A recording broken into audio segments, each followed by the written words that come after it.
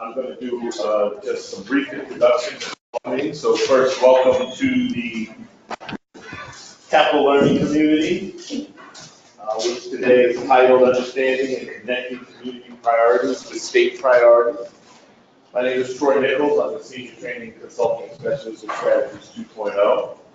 And we are going to pass the baton today. So usually you hear my voice, but I'm going to introduce our new Capital Learning Community Facilitator. But first, I'd like us to introduce ourselves, and then we'll bring our new Learning Community Facilitator up to take us through the day. So I'd like to know from you your name, where you're from, and why you come to Learning Community. Why, what do you want from Learning Community? Not just this one. The fact that we're providing these meetings 4 times a year. What do you want from the Learning Community? Why are you here? All right? So I'll start out. My name is Troy Nichols. I'm with Strategies 2.0. And I'm here to pass the baton first. But secondly, I'm glad to now be a contributing member from the audience side. So I think I can see some different things that I've seen before that I can then implement into training. So it's really important to hear those voices, and sometimes I don't get to as a presenter. So being a participant and assisting from that side is really important. All right, who wants to start? I'm Justin Keith with Law Community Counseling Center, and I'm with the Brooklyn Beyond program for SPI. And the reason why I'm here is just that there's so much in the community, and to know what's going on. Hi, my name is Jennifer Travis. I'm here with YOLO. I really like the community, be mindful and intentional about the topics we're talking about. I think it's not causing anything. And then the other is the Global Children's Alliance. And I come to these meetings because I really like to be able to take resources and ideas back to Bill County and partners. Hi, I'm Donna, community outreach specialist from Royal County. I'm excited to kind of pass the wider net, find community members and agencies that we can collaborate with and align our missions. My name is Liz Sardinas, and I'm a community outreach specialist with Palm County as well. And similarly, I like coming to these to meet people. I feel like it's a great infusion of new energy and getting a chance to meet people who are as committed, have similar passionate ways of helping our community. Hi everyone, my name is Judy Sherman. I'm a consultant, and the role I have here today is that I coordinate the learning communities like this across the state. Strategies has 6 regional learning communities, and this Capital Learning Community is the one that covers the counties that you all participate in. I'm here to support the team that's moving this forward, and also just thrilled about welcoming Lindsay to the team and to this new online too. Hi, I'm Ruth Hassel, and with Strategies 2.0, I'm their training program support, and I'm here today to support the learning communities, technology, and everything, make sure it runs smoothly. It's also great to see all of the organizations coming together and learn from people we're working with.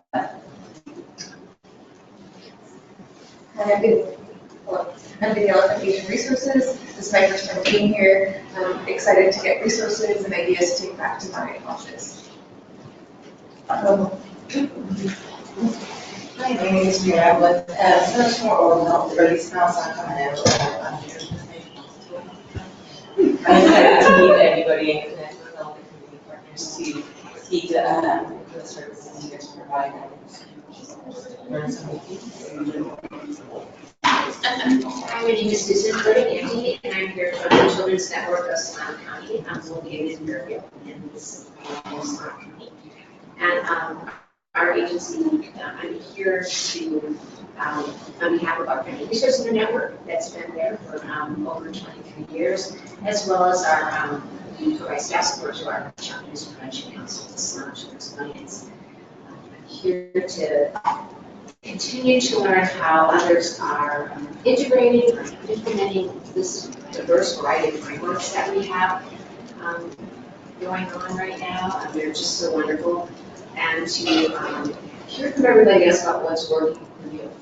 That's important. I just got so many ideas. And that's valuable for me to share with our organization. Hi, I'm Shelley Rogers, and I'm with a nonprofit, nonprofit organization, Community Recovery Resources in Placer in Nevada County. And I'm the director, primarily the director for 2 community coalitions in both of those counties. And so I'm here because, I'm very interested in, as this woman said, in learning everything we can learn. How can we really make a difference on the issues that are most concerning in our communities? And so this touched on resilience. So sort of becoming a trauma-informed community, and how do we really work with all the agencies in our community, similar to some of the agencies you guys represent. Hello, my name is Dina Malakian, and I'm with a youth-serving nonprofit called the Friendship Club in Nevada County. And I'm also part of a coalition for children and families. And so definitely, like everyone here, wanting to learn about some good resources that we can bring back to our community and work cohesively together to really solve some major issues that we have. So thank you very much. It's always nice to get a pulse on the room and hear where folks are from, as well as some of the reasons that they're here. One of the big things that we're trying to push now is to almost have a cohort sort of concept to our learning community. Meaning, with this being our kickoff, hopefully we're going to get this group to come back plus one. Because what we would like to do is build on. We're going to present some tools today. We're going to talk about various things that are going to allow us to build and hopefully have some outcomes. All right? So I'd like to introduce to you Lindsay Neeter. Lindsay came to us as we were looking for a learning community facilitator. And initially, when we first talked about Lindsay, we were like, well, she's got a lot of things she's done on her resume, but can she connect here? So then we all started dissecting. We saw things like, I facilitate some meetings and events for First Five. Then all of these other names start popping up, like people from Yolo County, Natalie August, I already know her. So what began to happen, even in the interview, is we found out she was already connected to our community, which is a huge, huge piece for us, that relationship building piece. I've spent a lot of time in my career teaching individuals and families, and now I realize we've got to treat communities too. And Lindsay brought that to the table. She's done a lot of work with various groups that are within our field. She's done work with the mayor's office. And on top of that, she knows how to deal with me. She knows that my mind kind of gets willy-nilly and scatterbrained, and then she pulls it back in. So as far as her organization skills, as far as the things she's brought to the table, as far as community and relationship building, and then what you'll see today is the program that we've developed. And I say we because I can only take credit for one more meeting, and then I have to pass the baton to her. You'll see through this meeting today that we're going to do just what you've asked for. We're going to share some information. We're going to work on some tools, and hopefully it will be a build. So do me a favor. Put some hands together for Lindsay, and she's going to take us into this.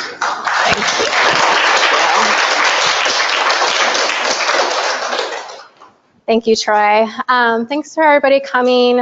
I know I've been able to meet with a few of you, and I hope that as time goes on, I can meet with each one of you to discuss more about what you're all working on and how we can bring it to learning communities and share with everybody.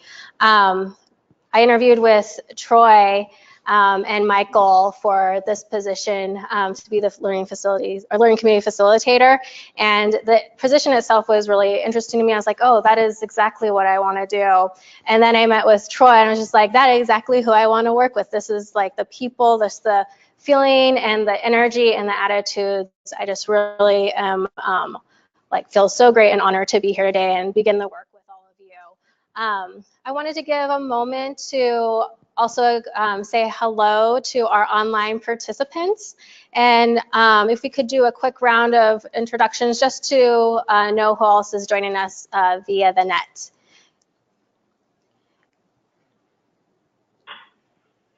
Can we go ahead and start, whoever would like to go first? Hi, my name's Trinina.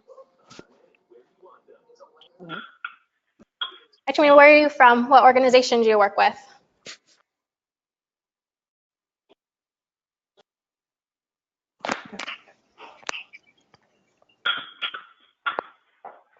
Oh. Hi, I'm Anissa. I'm a RN to BSN student with Samuel Merritt University. Thank you. Thank you. You guys hear me? Next. Okay. Oh my goodness. Okay. Check her. Hi, this is one of the faculty at Samuel Merritt Community Health and with the RN to BSN. Hello. Can you guys hear me? Okay. I think that we're having a little trouble with introductions, but we do want the online to chime in and participate in the discussion. So we'll look forward to talking to you more in just a bit. But I'm going to go in and kick it off. I'm sorry, it's not working. Can we go to the next slide for me? Perfect. Okay, so we did welcome introductions, and then we talked a little bit about it, and I know you guys hit on a lot of great points, but wanted to really dive into what learning communities are and the purpose of them, and really hone in on what we want to make this learning community, what we want to focus on, what the goals are going to be, and how we are going to work together. Then we're going to go to the topic that Troy discussed, linking community priorities to state opportunities. We'll hear back from Troy. He's going to talk about the building community resilience toolkit, which has some really great information about strategic planning and asking those important questions to really pull from the resources within your community and address the causes or the issues and the needs that your community has.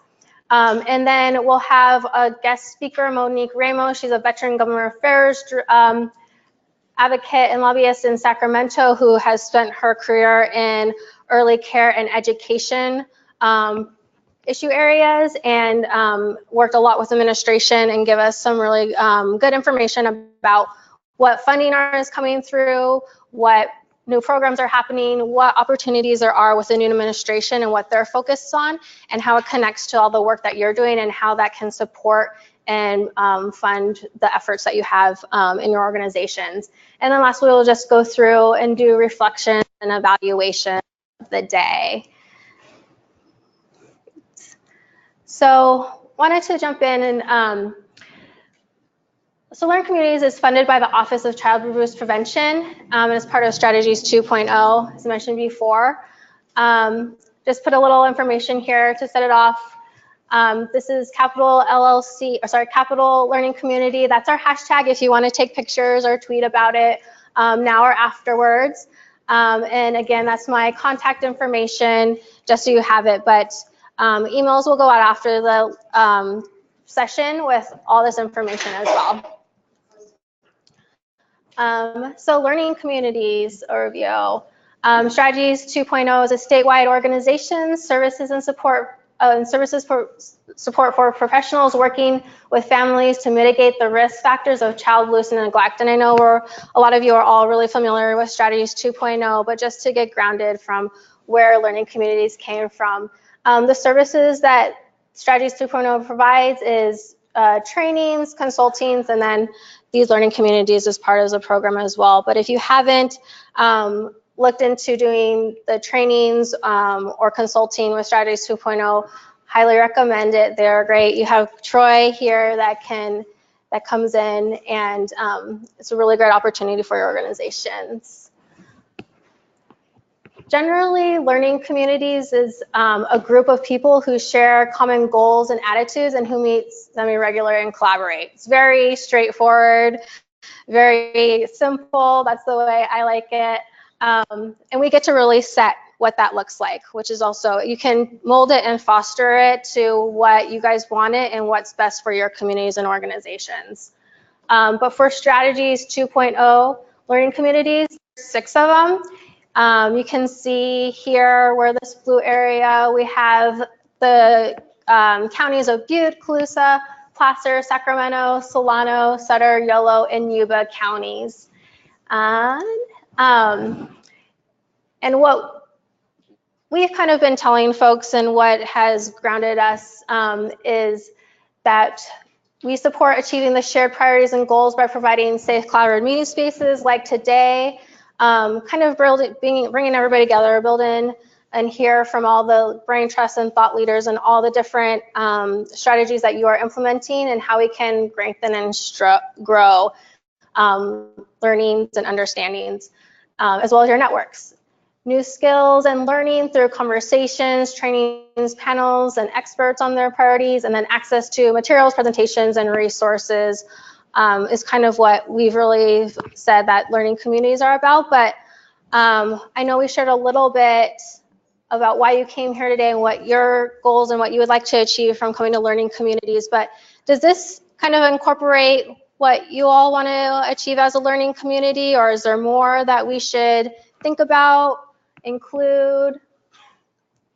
I was just wondering, I thought I saw that Nevada County was included with something, but I didn't see that on the list. Liz, would you like to say this? Oh, sorry. Yes, sure. I was just wondering if Nevada County was not listed as part of the region.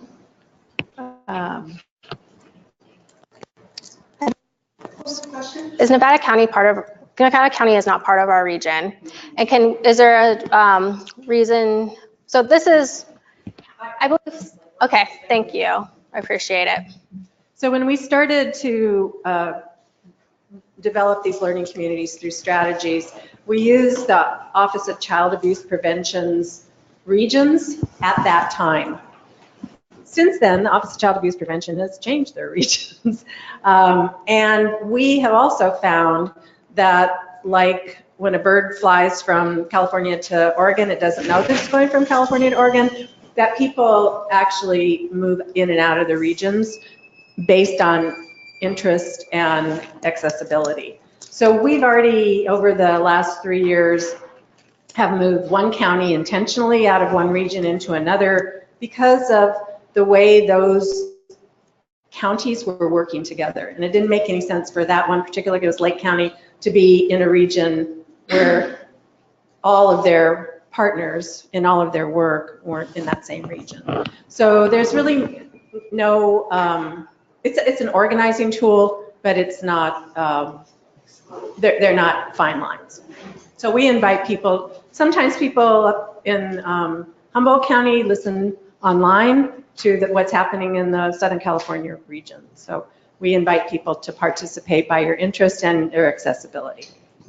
Great. Thank you, Judy, for the explanation. Is there anything else that we haven't mentioned as part of something that we want to do or want the learning community to provide to help us grow, tackle issues together, or is this pretty comprehensive? Yeah. And online, feel free to chime in and speak up too as well. Well, let's everybody kind of think about that as the day goes on and conversations we've kind of had the conversations of what else that we could do or what else you'd be interested in doing together. And we'll kind of talk more about the priorities and goals too.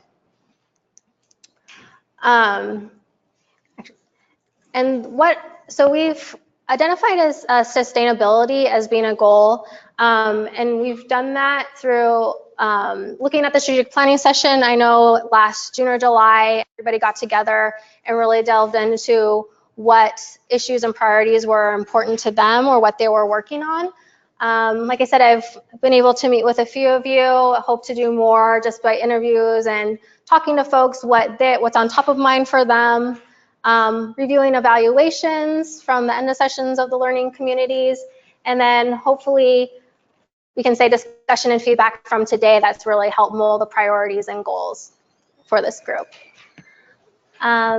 So sustainability is something that I think almost everybody that I talked to had brought up for the most part. And just to ground us, what I consider as sustainability is the ability to sustain itself over time, perpetuating its ability to fulfill its mission. And there's kind of 4 key concepts that support ongoing sustainability for organizations. Leadership succession planning, just having someone that people trust, that people know to get the job done and have connections with. Adaptability, being able to know what the community needs and to provide those resources or change up your services a little bit for the community that you're looking to serve. Strategic planning.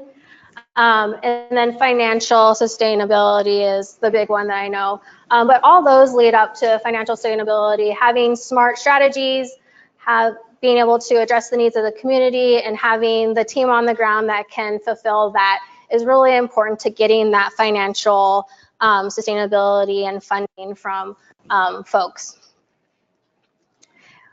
But sustainability is a wide topic. It means a lot to a lot of people. So I thought a lot of different things to folks. So to kind of get a better understanding and agreement when we talk about sustainability, what are we really meaning and what do we really want to address? What's important in this discussion? I thought it'd be good to do small group chats, break up in small group chats and discuss these 3 questions.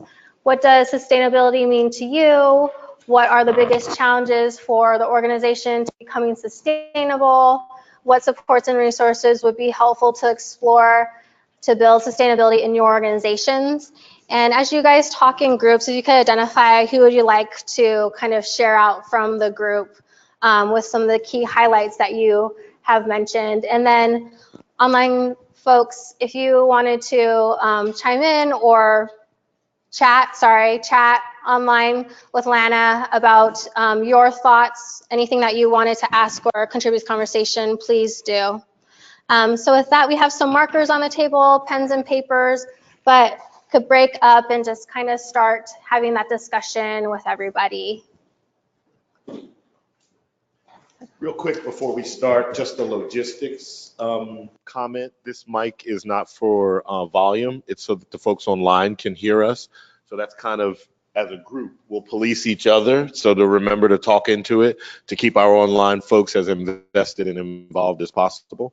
And we also do have lunch. You'll feel free to get lunch at any time during this process. We'll also have a break. Online, you have your virtual lunch. Hopefully you've already prepared it, and we'll move from there. And this is Lana. Just one thing I wanted to add. If you are part of the online audience and you do not have the audio feature, feel free to please chat any of your responses and we will report those back to the group. If you would like to speak over audio, that's a wonderful participation that we would really appreciate. And to do so, when we break into a discussion, you can use the hand raise feature. If you use the hand raise feature, then we will unmute you and you'll have the opportunity to speak with the group. So right now we're going to go into our discussion and we will let you know when we're returning to the larger group.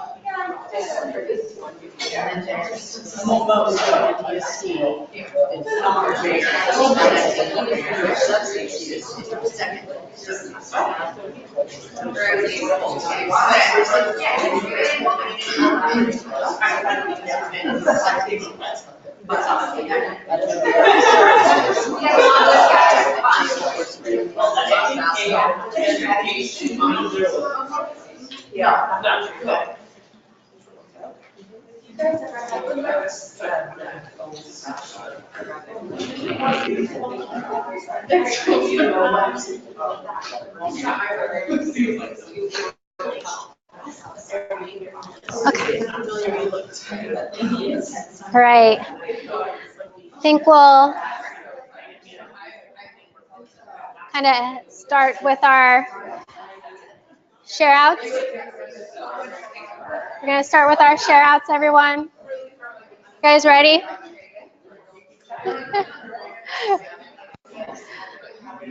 No, I need help. Yes, please. All right, group, we're going to go ahead and pull back together, get your last comments together. We want to do some reporting out. And remember, we have to use our microphone because we want our online folks to feel just as involved. Great, thank you, Troy. So we'll start out with this group here on this side. Lana will give you the microphone and kind of the highlights of, I know we talked a lot on this side about programmatic sustainability and what that means, and again, the biggest challenges that you guys have when it comes to sustainability based on the discussion that you had. So sustainability at this table didn't have as much to do with the funding because none of us here are directly related to that, but we know that if we aren't sustaining people using our agencies, then we can't sustain having the agency exist. Another thing that came up was sustaining the staff, because most of us are underfunded, so it's hard to get people to stay in the public sector when they could be making more money in the private sector. Specifically at our table, finding counselors or staff that looks like the people they're working with, so that they can feel more comfortable and make a faster connection. Great. Those are also the challenges. Awesome. Perfect. Is there anything else that was a good wrap up? Perfect. Thank you. I think we'll pass the mic over to the other side, and then online again, if you have anything you'd like to share or questions, please put them in the chat. Okay, Troy, can you put these in all the categories if we just list them? Okay, thanks. So sustainability means keep doing what you're doing. Keep doing what's been effective to be able to do that. Stay funded to provide services. It means collaborating with partners to leverage existing funding. It means learning what's available in the community. So lots of learning to be able to, as a step toward expanding services, providing a new program. Sustainability means maybe having a sustainability plan that aligns with your mission and the needs of the community, developing a framework. This because of due to shifting funding. The other things that came up were it means being adaptable, but in a way that's reasonable. We talked about how the challenge of sustainability when funding is short term, and the relationship between a funder and an organization when the funding is for 2 years or 1 year, and then you abruptly have to retool and reboot, retrain. So finding a balance there between the needs of the community, the needs of the funders and organizations, that's realistic. And sustainability means training the workforce, and it means advocacy. You have to advocate so that you can be sustainable, being able to articulate the needs of your community and making the ask for what you need. We talked about the funders' role. Sustainability means funders and developing those relationships. And I guess we heard from a funder here at our table that one of the challenges for funders is the streams start to diminish. They start to go away depending on where they originated. So bringing in new funding and increasing, that's done by increasing partnerships, developing new partnerships. And that's it.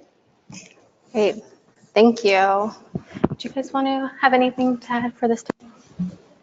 Thank you. Great, thank you. So for us, we're part of a coalition or collaborative. So sustainability really means having a person or people with enough time to devote to coordinating communication with the collaborative members, convening meetings for us to come together, and just really being good about communicating information we want to share out to everyone. So really having that dedicated person is needed, and so is the funding for that person's time. I think the biggest challenges, number 2 and 3, kind of go hand in hand. It's a bit harder for collaboratives or coalitions, I think, to find that funding for that coordinating person because a lot of funders want to support direct services. And so it becomes a little bit challenging to find grantors that see kind of the importance of investing in this kind of a person who can hold it all together. But then again, that's where I think donors can really come in because they have more flexibility and you can be speaking to their passions and interests and seeing this sort of thing happen. So that's, I think, kind of one of the approaches that we can take and to kind of really look into, Shelley was saying that drug-free communities is a really great funding source that does provide for, they don't want you providing direct services, it really is for coalition building and bringing people together and for that person to help make that happen. But you're also limited in how many years you can get that funding, so really kind of seeing what other funding sources are out there. Great. Thank you.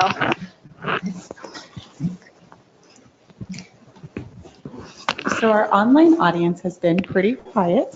Just know that we are happy to read out any chats that you would like to contribute to the group. And if you would like to be unmuted and speak to contribute to today's conversation, you can use the hand raise feature. Great. Thank you. So there's obviously a lot there. I think it was really great to hear from the different levels of actual service providers, the people on the ground, and then up through to the more leadership or the organization top roles of building funding and that kind of capacity. There's a lot for programmatic sustainability where it's the staffing was mentioned, having the actual program get to the people on the ground and having funds to continue the work that you guys participate in, but also that your community depends on is kind of really important. And then finding funding sources there's diminishing funding sources. Things are changing. There's grants that are 1 to 2 years. So connecting what is needed on the ground to what is happening and where the funds are is something that I'm hearing a lot of. And again, goes back to the strategic planning of it and asking those key questions on what the community needs, what resources are available, and to connect them so we can create a deeper impact with the resources that we have and are available. Are all part of sustainability. And that was one of the reasons why we really wanted to bring back the toolkit and discuss it in depth. I know we did a little bit in December, but kind of starting off with strategic planning and asking those key questions, I thought was a really great way on talking about sustainability. And we have Troy here, who is expert at all this, and you know him really well, and I wanted to pass it along to Troy right now to kind of dive into the toolkit. We will talk more so thank you for putting your input on what sustainability is and means to you. We're addressing some of the things that we discussed today, but we will put this all together and package it up and send it out, and it'll be part of what we discuss moving forward, especially when I get a chance to touch base with everybody, kind of really dive into what that will look like next. So thank you for all your feedback, and we will mold and use it for upcoming sessions. But for this one, we really wanted to take a look into strategic planning, because it does address a lot of the different things that we talked about today, either at the programic level or at the higher levels too, with more of the funding, sustainability, and those type of issues. So with that, I'd like to hand it over to Troy to take over. And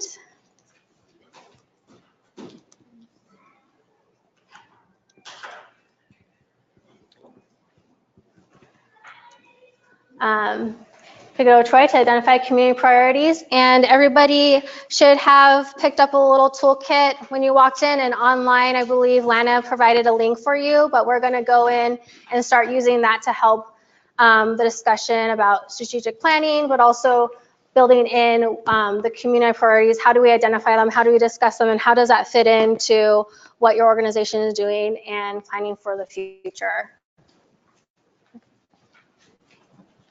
All right, thank you, Lindsay. I'm always glad when we have a conversation that moves beyond money, right? Because that's our commonality. That's the common thing that we all could just throw out there. So I was so happy to hear that the first thing that came out was us forget about the money, because we got to struggle for that. But if we don't keep our services out here or available, that's a sustainability plan. If we don't have it, then we're not sustainable. So just starting to come from this idea of there's some business models that are a part of what we do. So when I wrote this on the board, I wrote services and I wrote marketing, because that's what we're really talking about, making sure people are aware of our services, making sure they know how to access them. I always tell a story about Mean Miss Mabel. There was a fantastic agency that provided psychological services to teens in Philadelphia, but Mean Miss Mabel worked at the desk. So as far as sustainability, I had to coach my folks to get past Mean Miss Mabel to get these fantastic services.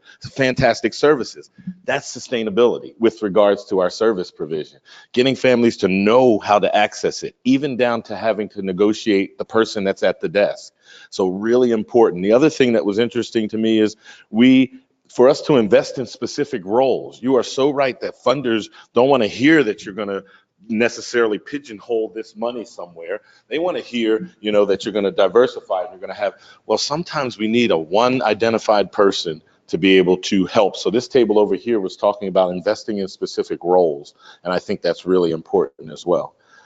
So our conversation, where I would like to lead it with regards to sustainability and going into our tools, is us beginning to think about scenarios that we currently are a part of or scenarios that we've heard of with regards to a sustainability need as well as a resiliency need, because ultimately we're talking about resiliency. So what I mean by that is starting to think in scenarios, because here's how I prepare and use tools like this. I think back to when I would have or could have used it and how it would have looked. And that's what I want us to start to think about today, because the exercise we're going to do, I'm going to ask you to come up with your own. and then apply our tools to it. So you're going to kind of talk about a scenario at your table, and then we're going to apply the tool to it to see if we can begin to delve into the collaborative nature of sustainability as well as resiliency. Put this quote up here because collaboration is paramount, and we talk about that a lot. And the frameworks that we have in this, as it says, aligns with family and community strengthening fields, understanding that single organizations cannot effectively and independently change. And then it goes on to talk about some of the conditions. But that collaborative nature, I think we all know what it is and we know how to say it, but sometimes it's actually very, very hard to do. So we want to start to talk about what that looks like as well with regards to collaboration. Is this next? No, this is the good slide. There's a picture of me, so that's the bad slide. So what I'd like to do is to begin by, this is our model for resiliency. How many of you have seen the tree? If you haven't, photocopy it, put it in your car, put it up on your board, because for me, this is where we really begin to, in a visual nature, talk about what this looks like. So we know when we're talking about resiliency, we're talking about combating the ills of our community. And the ACEs study put out there how prevalent it is and how much we need to pay attention to it and how much we need to be aware that no matter what, everyone experiences something that's traumatic. We just got to figure out how we manage it because it doesn't go away. So when we look at the leaves in this particular, in the tree model, the leaves are the outcomes from ACEs and the branches are the ACEs themselves. And then the roots, again, are the adverse community environments. I spent a lot of time in my early career assisting and working with individuals and families, forgetting about plunking them back down into their community. And what I realized when I look hindsight is a lot of people reverted back to some of their old behaviors because the community wasn't being treated. To me, that's what this tree speaks to. It speaks to us, we can't just work with an individual. We can't just work with a family unit. We've got to work with the community and all of the members of the community, all of the leaders. And I don't mean just the leaders of the businesses and the churches. There are community leaders that are grassroots organizers. This is the model for us to begin to look at how we treat the things that we can see and how we treat the things that are below earth or in those roots that we can't see. So you'll probably see this almost every time I'm up here talking about ACEs or resiliency, because to me, it's the visual that kind of keeps me moving in the direction of treating the individual, the family, as well as treating the community. So the toolkit itself, so you should have a copy of the toolkit. And what I want you to continuously think of, I've given you one thing to think of, is scenarios that you can begin to apply this to. And I also want you to think not only of scenarios, but does this fit in your agency and where? Where would these tools fit and how could you use them with regards to what Lindsay mentioned is our strategic planning piece? So this community resiliency toolkit was developed by some pretty intense, passionate, and brilliant minds at Strategies as well as beyond. And it begins to talk about, again, what we need to do as the service providers to begin to have a clear, effective, and efficient sustainability as well as resiliency model. And the volume 1 that you have is building the community resiliency, but there's going to be a second volume. It's talking about the state of readiness, and the subtitle is System and Provider Abilities to Respond and Build Supports. So the second build or the second volume is going to start talking about where we are on the continuum of readiness. And if readiness is here, we have some folks at this end, well, their responsibilities may look different than the folks who aren't really ready yet. But these folks who aren't ready still can benefit from some of these tools, and we want to talk about that. The third volume is going to be cross-sector and collaborating. So we're continuing to talk about this build with regards to doing things as a group, as a community. And finally, sustaining community resilience will be volume number 4. So our hope is that we as a group begin to, at some level, pilot this. They're doing it in the southern region. We're going to start doing it here. And it's not going to be a pilot as if, you know, we have meetings and various things like that. But Lindsay and myself want to connect with folks so that we can begin to encourage you to use it, talk about how to implement it, and then get some feedback from you, both qualitative and quantitative, to see what it looks like, you know, because I do believe eventually there'll be some sort of statewide effort, but we can start it now with regards to seeing how this fits. So I just want you to keep that in mind as we're moving through. I like this toolkit because, again, it drives questions and discussions to consider community resilience within programs and strategic planning. So the questions, the things we need to ask, how we start the dialogue, what do those town meetings look like? That has to be part of our strategic planning. And then it supports cultivating shared community narratives. So the concept that we've got to hear from our communities, right? Novel idea, and we all know that, but sometimes it gets lost. Once we hear from them, it may get lost in the process of developing this resiliency plan. So we always want to keep that in mind. And the volume 1 begins to speak to the 4 bullets that are listed on the PowerPoint.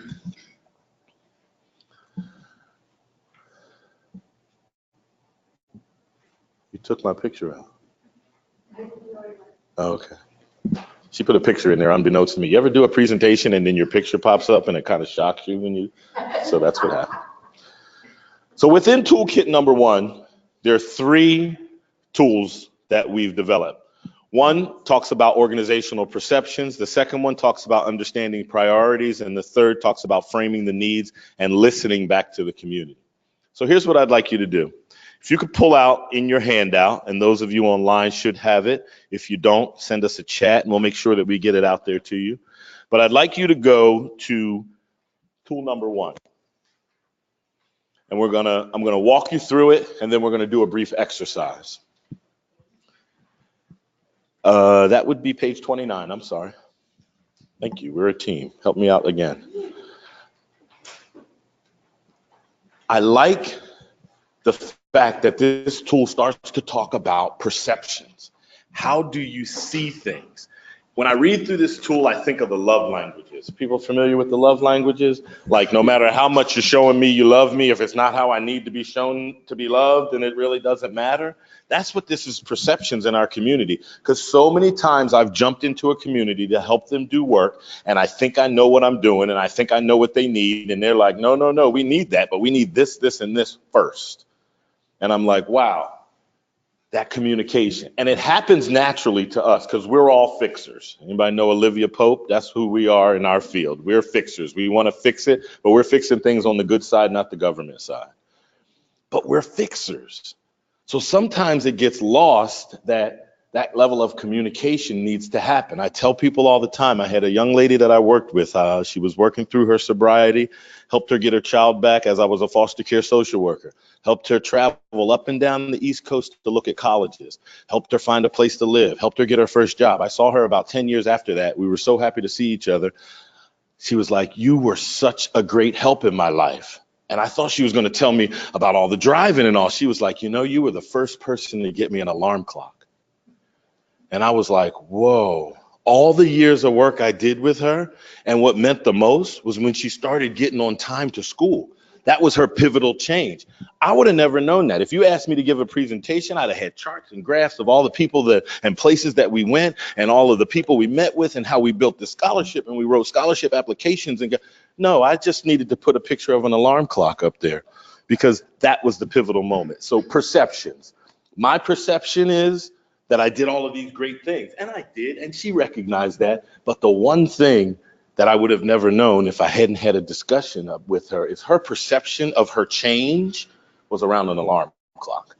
So I just want you to keep that in mind when we miss talking to our community members, when we miss that collaborative effort. So keep that in mind too, that's a big piece, is drawing our communities in. So let's look at the tool. If you could turn now to page 31. So the tool is broken into a few parts.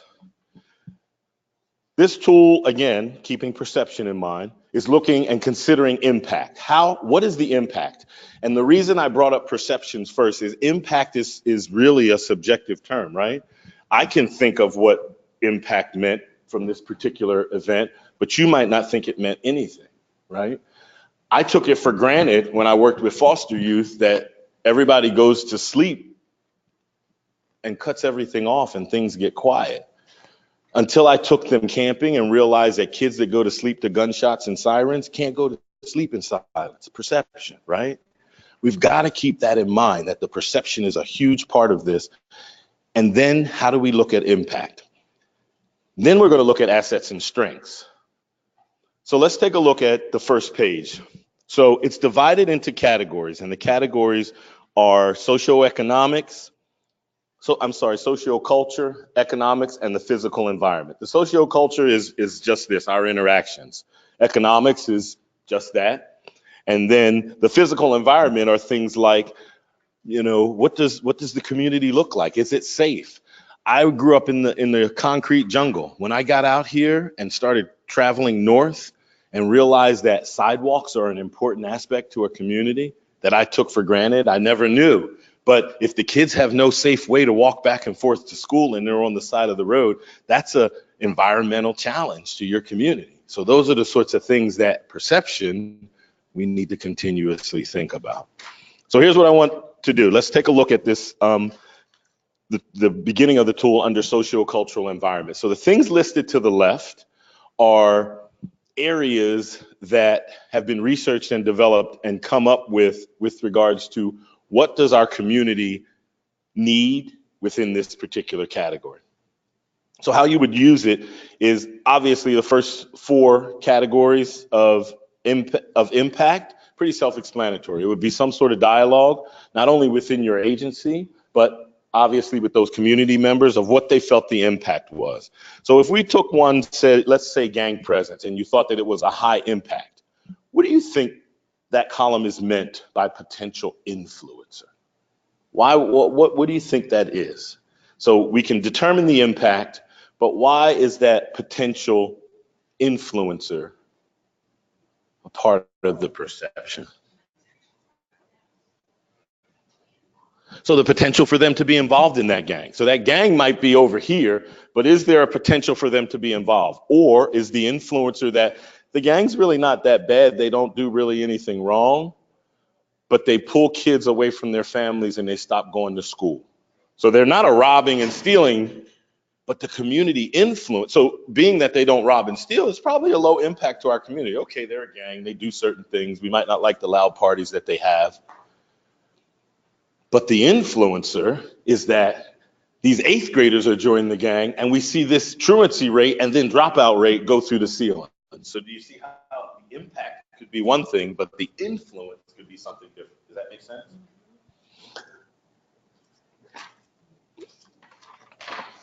So in each of the categories, there are lists, and those lists are connected to aspects of the community that research has told us when we work on and strengthen, we increase the chances for resiliency. So let's skip to the last page, and then I'm going to tell you how we're going to do it. So organizational perceptions of the community. So let's look at page 33. At the top, it lists your assets, and then its impact. And when I first read this, I was like, well, that's self-explanatory. Everybody needs to sit down and figure out what their assets, who can help, who can't, when can they help, how much money do we have? But then I really started to read it and use it. And in me reading it and using it, and again, haven't had the chance to pilot it, but when I say use it, I thought back through my career at times when this would have applied.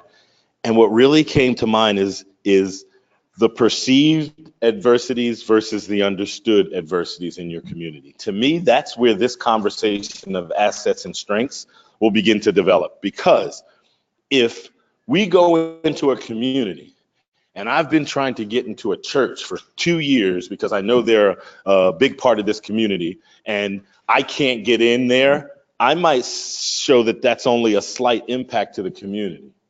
But when I talk to community members, they feel like it's the biggest impact to the community. Now we've got to figure out how to meet. We've got to figure out how our thought process will be able to meet. Does that make sense?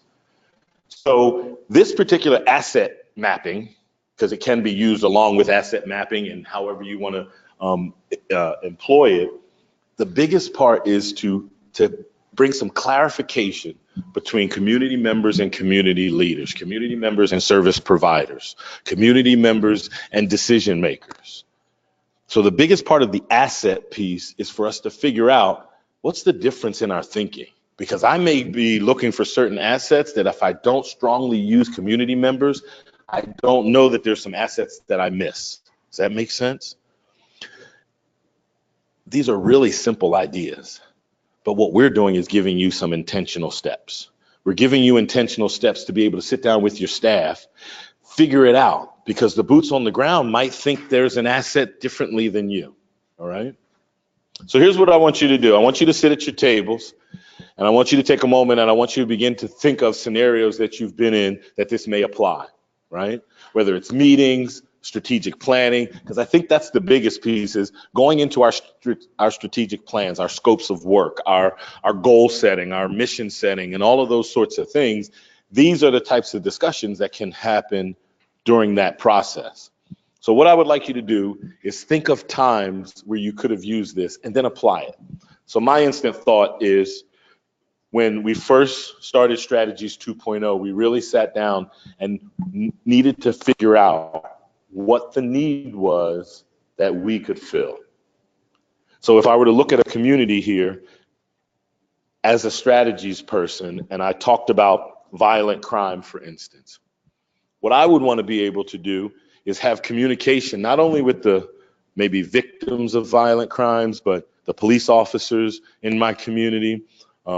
Maybe if I felt like I had the wherewithal, get involved with some of the people that were our gang leaders. You know, Jim Brown, the famous football player, was famous for that out here, pulling in gang leaders to talk to them to try to stop the violence. He went right into the fire. So those sorts of things.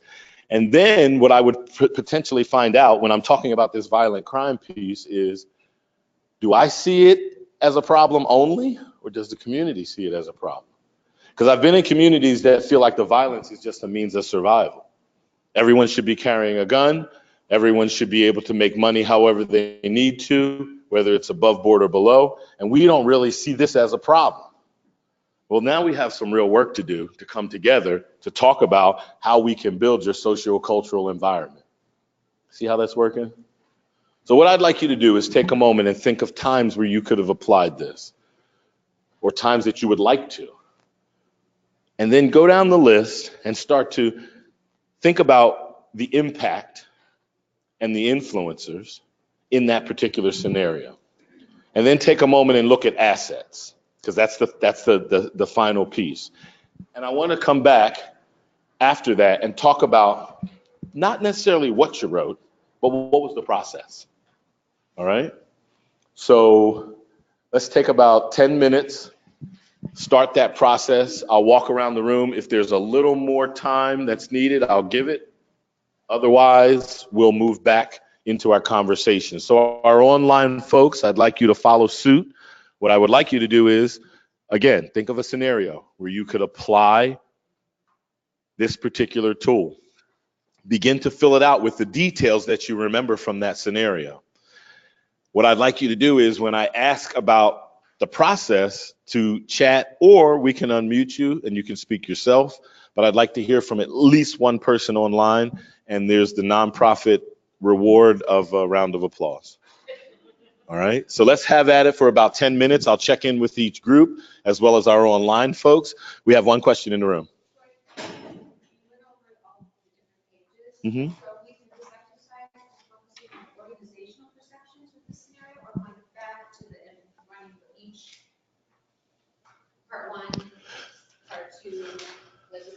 So you mean the second tool and the third tool, or you still talking?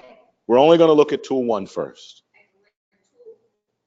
So if we were to go through pages, I want you to fill out 31, 32, and 33.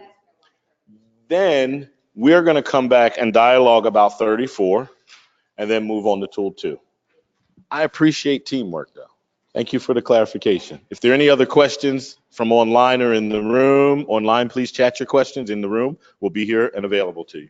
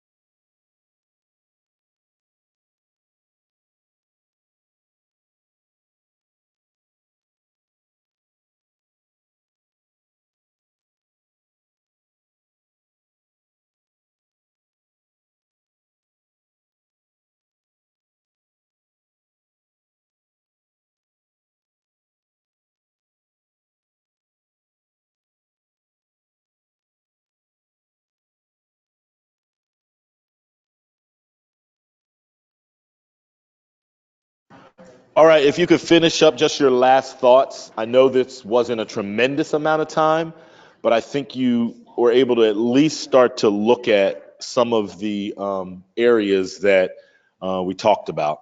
So again, remember, in looking at the tool, I didn't want you to do page 34, but if you did it, that's fine. I'm civilly disobedient often as well. So with that, I'd like to find out what was the process of getting you to start talking about this? And did you come up with any ideas of usage? Because I'll be honest with you, every time I talk about this tool, I hear from somebody using it in a different way.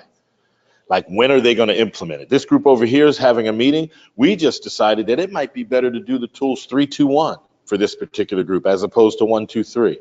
You know, we're pulling some questions from a particular tool to start a conversation. 2 things I want you to leave with about these tools. They're benchmarking mechanisms, meaning I can figure some things out, and they're conversation tools. They're tools to start conversation. They're tools so we can begin to develop that collaborative effort. Go ahead. I'm really looking forward to taking this back to my shop and applying that. And I just want to say this room is so live, it's hard to hear people even across the, so you might want to check about a different venue next time. Put that in your evaluation. So here's what I'd like to hear. You know, in you just starting, you only got 10 minutes, or maybe I gave you a little bit more. What was the process? Or even what was the dialogue? Because even if you didn't talk about the tool at all, what was the dialogue at your table? So we'll do the tables and then we'll come back to online. You got over here. See, that's what I need your help. We had to discuss how to frame the conversation and what level of micro macro kind of lens we wanted to look through before we could even dive into that. So that was most of our conversation. Anybody else? I think we also got a little bit stuck on, did we want to think about it in a specific circumstance? Because this is definitely something that would be valuable, like if you were talking about a specific family circumstance, you know, domestic violence, or a child with special needs, or, you know, methamphetamine use, or whatever, versus what a whole community would look like and how that might be different depending on all the other variables, like all those other roots that are affecting a circumstance. So you just underscored my titling these both benchmarking tools and discussion. To even dive in, you had to do some level setting, right? How many times or how many meetings have we been to that they say we've got to define prevention, right? Because everybody's got a different definition. So that's why I like these tools. Is it's not although you're checking boxes, it's not just a checkbox tool. There's going to be some dialogue that has to happen with folks that fill it out. I was talking at that table as well. They asked, do we do it as a group or do we do it as an individual? Folks are using it both ways. Have your agency fill it out individually, or put it in the middle of the table and have a group discussion until you come to consensus about what you feel like the impact is of this particular category. Make sense? So for the sake of time, I'd like to just jump into tool number 2 really quick, because this is the perception of the priorities. And this is where, so after you've talked about impact, the next flow into tool talks about what areas need to be strengthened. So it's understanding the community priorities, prioritizing. The reason I like this tool is if you look at the categories, and they're divided into 6 of them. We have the people, the systems, adaptability, transformability, sustainability, and then there's courage. And courage has its own tool because courage is the most ambiguous of those categories. Again, continuing the conversation, trying to figure out how do we put into writing what our agency thinks the areas in the community are that need to be strengthened. And then we talk about, is that what the community feels like needs to be strengthened? So it's continuing that dialogue after we've talked about impact. Now we're talking about where do we need to strengthen our community to meet the needs that we talked about in tool number 1. Does that make sense? And again, not doing it justice, closing with the final tool. This is, to me, the most universal of tools because of the questions that were listed there. The purpose of this is to to conduct the interviews, to start gathering the information that you've already started to talk about, meaning we've talked about perception. We've talked about how we go about bringing people together. Well, our third tool gives you questions to begin to pose to your group about what they feel like needs to be strengthened and what's the community situation. So if you put these three tools together, the main purpose will be A, to start the dialogue, B, figure out what they feel or what the perception of impact is, and then start to figure out what are the assets within the community that we can deck against this problem. And what's great about it is this is just volume 1. So volume 1 starts the dialogue. Volume 2, 3, and 4 start talking about implementation and starts talking about how we make this shake. How do we make this boots on the ground effort come to life? So do me a favor, really quick. Raise your right hand. You're getting ready to take an oath. It's an easy one. Repeat after me. Troy, I'll look at this tool again. I'm not even asking you to use it. I'm not even asking you to use it. I'm just asking you to look at it, because I guarantee you if I show up on your doorstep or Lindsay shows up on the doorstep or the phone, we can tell you how to implement it. Just look at it again for me, all right? All right. So before we move on, don't want to forget about our online people, because we have some dialogues that were going on. We want to hear about your input as well. Okay, yeah, we had some great discussion online about ways that this tool could be implemented, specifically with the Samuel Merritt University students, a program that they're doing with their windshield survey, which allows, here, let me find where it's specifically, it lets you use your senses to observe a neighborhood before diving specifically into the demographics. And so they talked about a meet and greet that they held at the senior center, and how they gathered community insights from that. And as soon as they started having one-on-one conversations, they found it opened up a new can of worms, to borrow Nadia's words, and found that it was a really effective tool. So highlighting the importance of listening to community needs and gaining that sort of insight was a good discussion we had, and that they found this tool incredibly helpful. Yeah. So I never know how we'll close, but I always get the greatest of ideas when someone else is speaking. Did you hear her say they went through their community using all of their senses? Right? Because oftentimes we just go in with eyes. Is the community loud? Does it smell bad? Can you touch positive things within the community? So this is what I'm going to challenge myself with, as well as this group, is that we leave here and investigate resiliency within our community using all of our senses to figure out what the need is, and then to start to implement some of these tools. All right. So this is not goodbye. This is so long, because we have another presentation that will captivate you, but we're going to see each other in 3 months, every one of you, because you made me a promise you're going to look at the tools. So I expect you to come back. All right. Give yourselves a round of applause. Thank you, Troy. And I hope I'll be following up as well, like Troy said, and talking to you and seeing how we can be helpful in utilizing the tool to build more planning and more awareness of the community within the plans and the programs that you do. One of the parts that we wanted to make a connection with too is that there's a lot of new opportunity at the state level, especially with funding and programming, and just a new culture, a new attitude towards early learning and early care. That is really important to see what the state leaders are talking about and how that can benefit the programs that you're working on and the organizations that you work for. We're going to have Monique Ramos come up and join us really quickly. Monique, she is a CalSTART advisor, expert for state legislation and funding process. Ramos spearheads and supports the following budget successes. This is just a few of the things that she's worked on in her career. Approximately $1.5 billion for early care and education over the last 3 years. She's been able to advocate for $132 million for California's first voluntary CalWorks home visiting pilot program. $40 million annually for foster care emergency child care bridge program, and $5 million for the bilingual professional development program.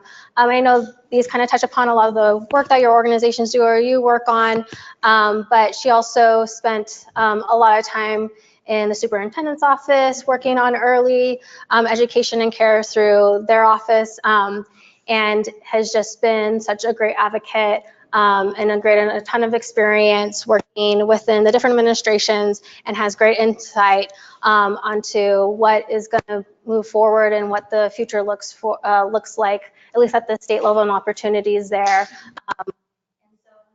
To welcome Monique to give a little more information about opportunities and funding, but then also hopefully a discussion and make those real connections on how that can benefit you, how you can tap into those resources and opportunities for even more moving forward. Thank you, Lindsay. And thank you, everyone. So I just want to take a few minutes to take a look at the bigger picture. So I work in state advocacy and government, and work primarily on children's issues and health issues. And we could not be happier to have a new administration. Governor Jerry Brown, while great in many things, really didn't get little kids and the value of the services and the supports. And very thankfully, Governor Newsom, I think because he has young kids of his own, because many people have been talking to him for many, many years, and work that a lot of other folks have done, understands at a really impressive level, actually, the connections between early intervention, early support, and what that can do for a child, and two-generation strategies at times as well. So I just want to kind of highlight some of the things he has done to really emphasize some of the support and the commitments he's made. So he is the first time that any of us had ever seen a governor in the state of California make campaign promises about providing services to young children. So both, he spoke heavily about preschool, but when you dug into some of his documents, it was much more about preschool. It was about home visiting programs. It was about developmental screenings and trauma, and really providing those early interventions and supports to kids. One of the things that happened, I also worked on the Choose Children 2018 campaign, which was, the purpose of that was to get all the candidates to start caring about these issues. No one quite thought that Governor Newsom would come out of the primary, and everyone pretty much knew it was likely he was going to win. So really the goal had been to put much more pressure on the top two candidates, and to try to get both of them to make commitments. But it was surprising early on. We had done polling where early childhood education issues and early intervention and health issues polled really well. To sit down with candidates and get them to actually see, like, oh, this matters. Oh, what's the return on investment? Like, people started finally getting it. And it actually was a topic at the May debate in San Jose. So I would say, while Newsom definitely got a little more, and Delaney Easton, who's always been an advocate for young children and education, you're starting to see other leaders in state policy really grab onto it and finally getting the attention it deserves. So we saw this again at his inauguration party. He held one inauguration party at the Railroad Museum for kids.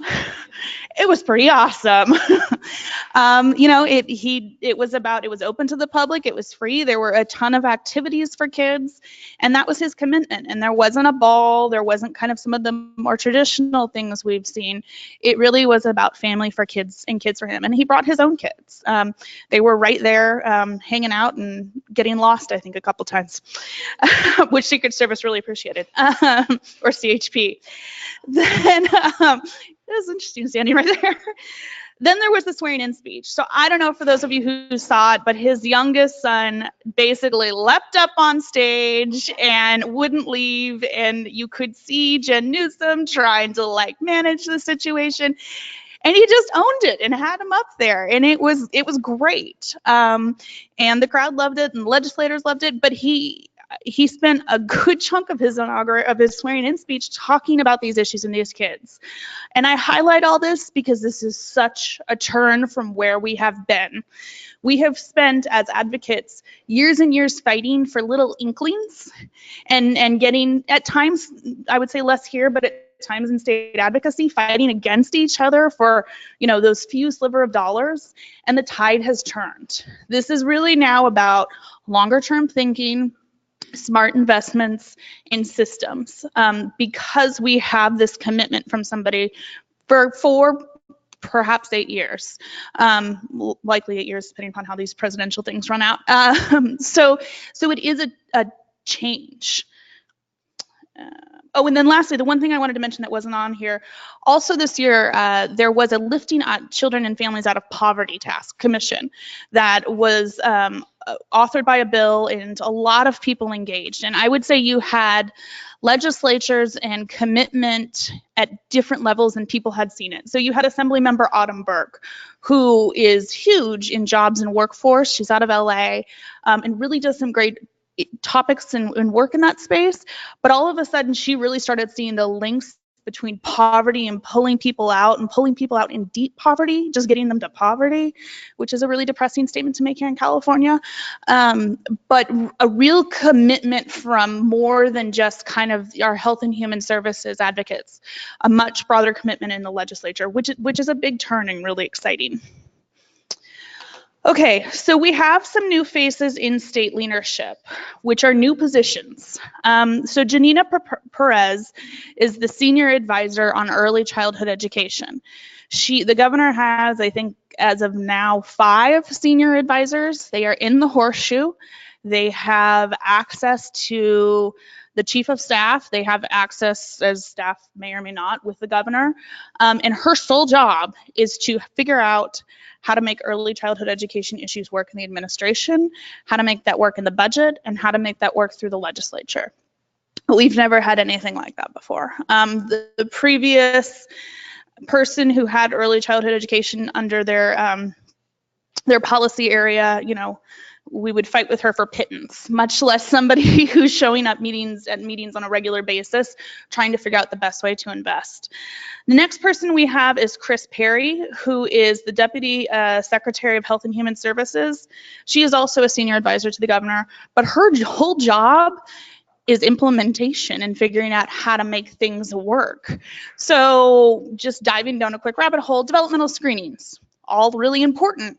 But when you start getting into Medi-Cal and how it's tagged in billing, there's issues, and there's issues with same-day services. Those are the issues she's tasked with looking at. Like, to have someone at that level digging into issues that are frankly that minute, but also that important, is a huge step. And many of you may remember Chris. She was the executive director of First Five California for many years, been in this space. Ben Chida, so he is a senior advisor from Cradle to Career. His task this year is to figure out a longitudinal data system, how to connect, right? right? I worked at the Department of Education, and we were not allowed to talk. We almost lost CalPads under Jerry Brown. So there is $10 million in this budget to figure out how to connect systems. Do we need to redesign systems? And he is literally spending time talking to folks about systems that are broken, systems that you're just going to have to replace, or how you will connect these systems, which is fabulous. And is talking a lot to some of the leaders in this area. So Santa Clara County, San Diego County have had some really interesting pilots, and digging in and talking to those folks. Then the first ever Surgeon General, Nadine Burke Harris, right? I mean, this woman's a rock star. She's amazing. It is so exciting to have her in this capacity, to have somebody who actually understands. And for those, everyone knows Nadine Burke Harris. Okay, but to have somebody who has that clinical experience, those connections, So Nadine Burke-Harris is a physician she's a pediatrician specialist out of the Bay Area, who I would say is the leader in ACEs, in trauma-informed theory. She has developed tools to identify those and is really a national leader in taking that perspective to the state to actually figure out how we're going to improve that at the state level. So those are our, at least known to now, cast of players who will be supporting our issues. There are still a lot of appointments to be filled, but it's a pretty good team to start. Plus, I didn't put on here Ann O'Leary, who's the governor's chief of staff, who has been an early childhood advocate for decades. She was on when we thought Hillary Clinton was going to be president. She was on the transition team and built her 0 to 5 kind of platform. So to have a chief of staff whose policy is that close, I mean, it's a pretty amazing deck of players, regardless of what policy or sense you have. I mean, we've never seen, I can't think of recent time where any policy has had that many leaders at that level in a horseshoe in California. Okay, the money. So this budget was joyous. And it has caught many of us off guard because there's so many great things. So first off, the governor basically followed in on his commitment for universal preschool. He's been a little more targeted in that, and he is talking about universal preschool for eligible 4-year-olds. That is his commitment right now. So income eligible 4-year-olds. Previously, that was estimated at ballpark 30,000 children. That number may have shifted a little bit because there's some new data out, but I haven't seen it yet. But that was his commitment. I'd say the legislature, there's some different views about whether you put that into preschool or whether you focus that more on children 0 to 5. So we'll see how, or 0 to 3, excuse me. We'll see how that plays out. Basically turning the CalWORKs home visiting pilot permanent. So it was a pilot under the previous budget. He has actually turned those dollars into ongoing dollars and as well proposed some additional dollars for home visiting. So I know a lot of you work in this space. I know some of you are connected to First Fives, who are frankly the leaders in home visiting, as somebody who represents some First Fives. But it's pretty impressive to see this commitment. And the other thing that I think is really important is these CalWORKs programs weren't just targeted to the kind of peer-reviewed license programs. There's room for local programs that have been homegrown to basically do some research and some validation to try to get those to a place where there are the data points to demonstrate the return on investment and the benefit, which is a really great thing in California considering a lot of the local work that's been done here. Next, we have additional dollars for developmental screening. So this is still a little bit fuzzy as to how this is actually going to play out because technically speaking, developmental screening is covered under, should be covered under healthcare. But what we have seen is that not a lot of pediatricians know to screen. If you're not going to a pediatrician, doctors generally don't know to screen. So those screenings are frankly just not really happening. So a lot of folks have been providing input about how to use those dollars, whether those dollars go more to educational purposes, both for pediatricians, for childcare providers, for individuals, for home visitors, people who are interacting with children on a regular basis. But it is really important that there's a recognition of developmental screening and the benefit so that we can catch our children early and help resolve those issues. He views this as a little bit of a personal issue. So many of you may know the governor is actually dyslexic and one of his children is dyslexic. So he very much understands early intervention and has done that with he was not diagnosed early in his academic life, but his child was. And I think has a true understanding of getting in there and helping early makes a really big difference. So for him, this is really intuitive and he really sees this. The other really exciting item is the 45 million, 45 million for ACEs screening. So what they want to do by 2020 is that every child and adult has an ACEs screening once every 3 years. And they have recognized that the ACES tool there's several tools out there that are pretty good, but they're not great tools for young kids. So it is calling for a stakeholder group and paying for that stakeholder group to develop a tool for young children, which is exciting, to say the least, that it's more targeted and then ideally more included within developmental screening. Of course. Oh, sorry.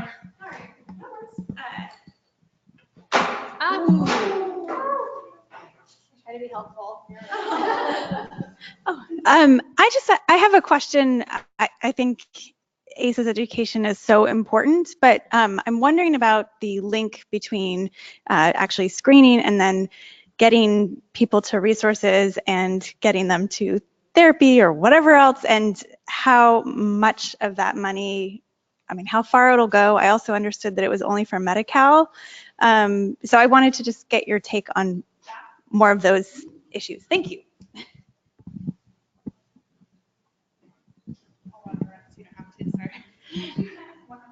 Sure. I'm thinking about it a lot. So sorry. My other question is how insurers will have access to any screens that are done.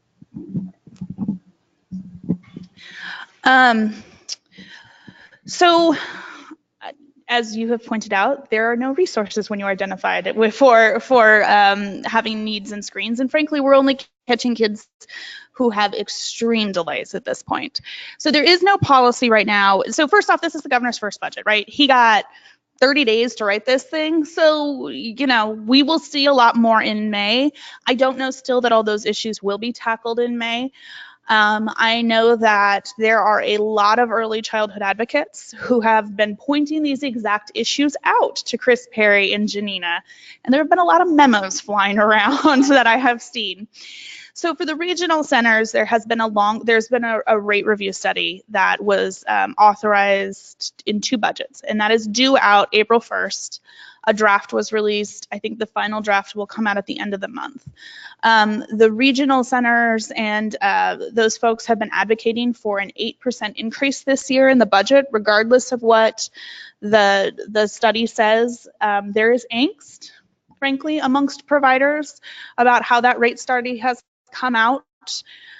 It's a little hard to say how this is still going to play. He only appointed a Health and Human Services secretary yesterday. So like we're missing a lot of key folks here. We don't know if the director of developmental services will stay or not. I mean, we're not going to know, frankly, until we saw that appointment yesterday for the secretary position. I also represent a service provider for regional centers, and I know there's a huge push. There's a huge PR campaign coming. There have been a lot of meetings about it.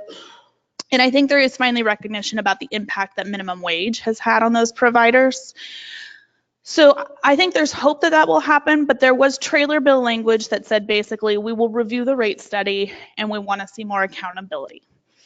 So my guess, which is a guess, is there will be some additional resources in the budget for regional centers because it has gotten so bad and they are now documenting not providing services to folks.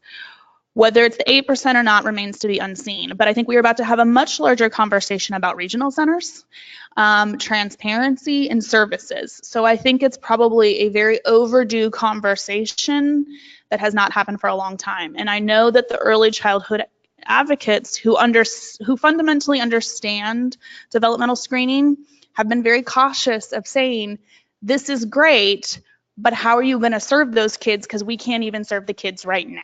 So that is something that while it's not in hearings and screamed from the rooftops, it is in memos, it is in backroom conversations about we absolutely cannot add more until we fix the system we have. I don't know how this will impact private pay. I think the goal is, that's a policy question, I just don't know. I would say that as the push occurs on Medi-Cal, probably healthcare services will provide more push onto the private pays. There have been a lot of points about needing some reform in that area, and so I think this is the easiest hanging fruit to grab onto first because they still have the same person in healthcare services who a lot of people have had frustration with on this area. So again, just having a Health and Human Services Secretary appointed yesterday has slowed things. Is that kind of answer? Okay.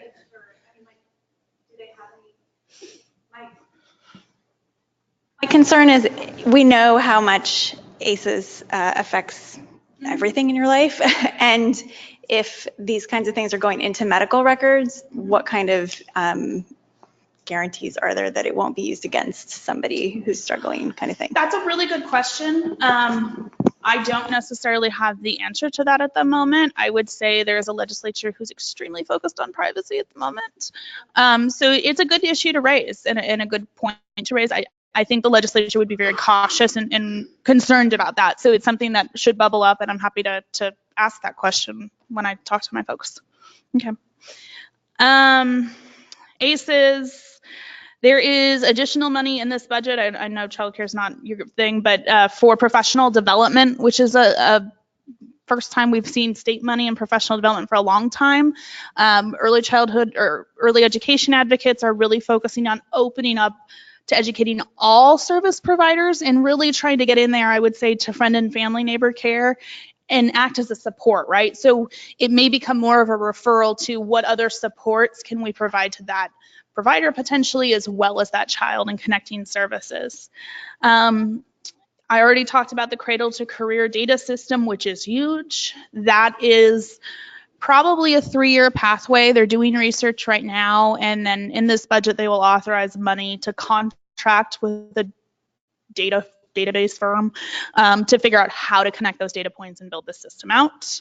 There is money for a master plan, both of preschool and childcare, to figure out how to serve children in need, as well as, I think, how to reach all families as much as possible.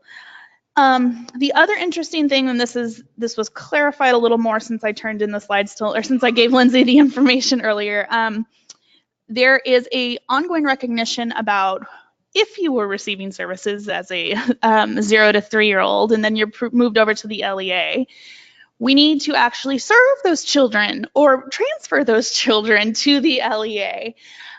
First Fives have found some data which was difficult to unmask, but essentially there are about 15,000 students, children 0 to 3 who are eligible for IDA Part C services, and only 4,000 are actually receiving services at ages 4 to 5 or 3 to 4 once they're into the school district system. And so what's going on there and why aren't we getting services?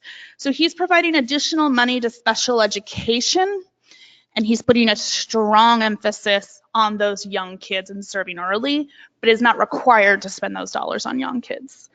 The only other major point I left off is he's attempting to figure out paid family leave. 6 weeks of paid family leave, which is something that no governor has been committed to tackling at this point. So upcoming events, we are likely to see a lot more of appointments coming down the pike. We just saw Health and Human Services Secretary yesterday, who is the Health and Human Services Secretary for the County of LA and was also in San Francisco at one point. So I know folks I don't know that individual, but folks seem to be excited about that individual, so that's good. He also has a huge connection in his budget about homelessness and mental health and whole person care. So there was a hearing as recently as yesterday connecting the impact of homelessness on young children and the trauma and the screening and how that all connects together. So the legislature and he are really finally starting to connect the dots that you have to address all these things. So there's a big fight brewing on homelessness and on housing that is going to be one heck of a fight with the developers, and we'll see how that all plays out. Sure.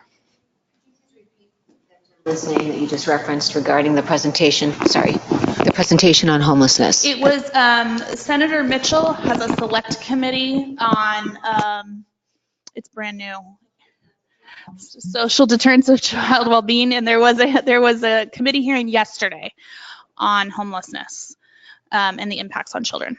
And that should be live on Cal Channel, or should be recorded on Cal Channel. We've already touched, so I also represent, moving to legislation, the Early Childhood and Care Coalition. So it's something like 35 statewide groups and local groups that advocate for more money in childcare.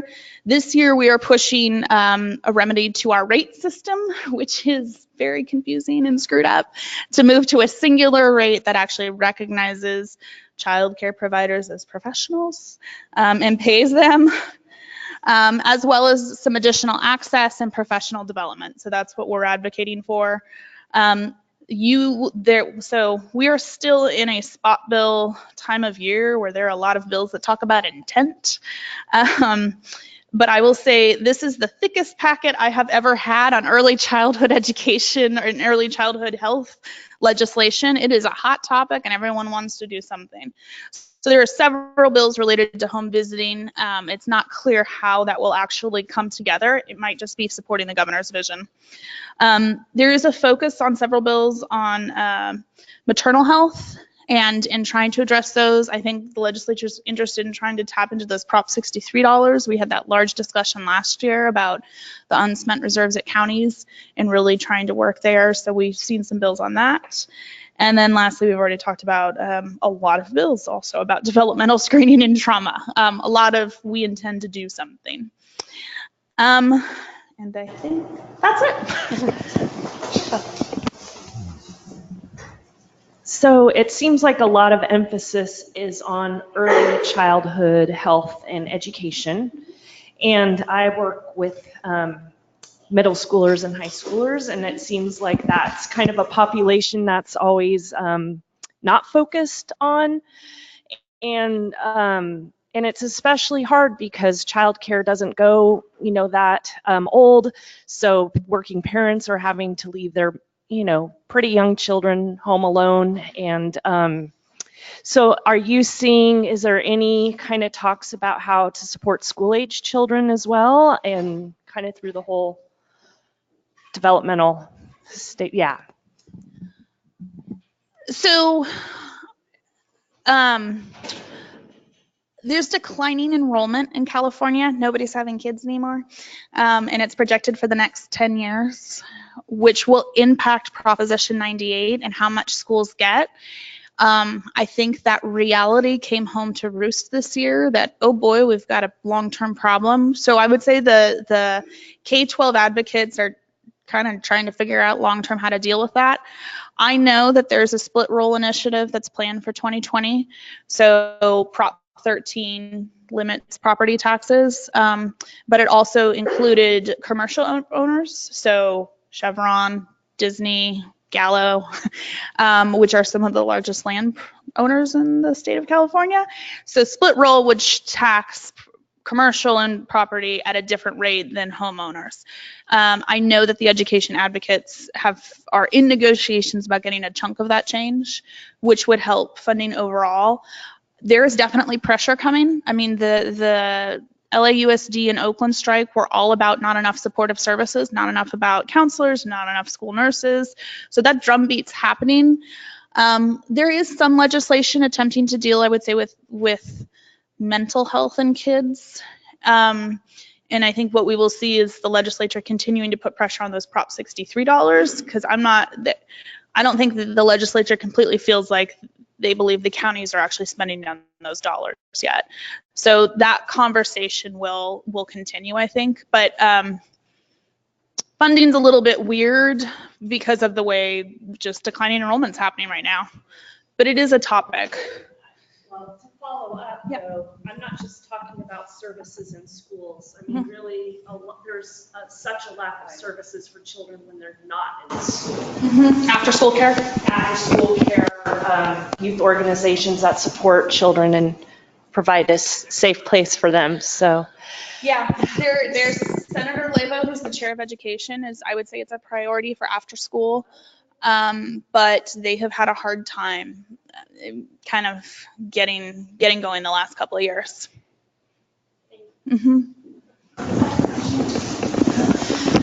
If we wanted to be involved in the conversations and help provide support or advocate on our behalf, how would we go about doing that?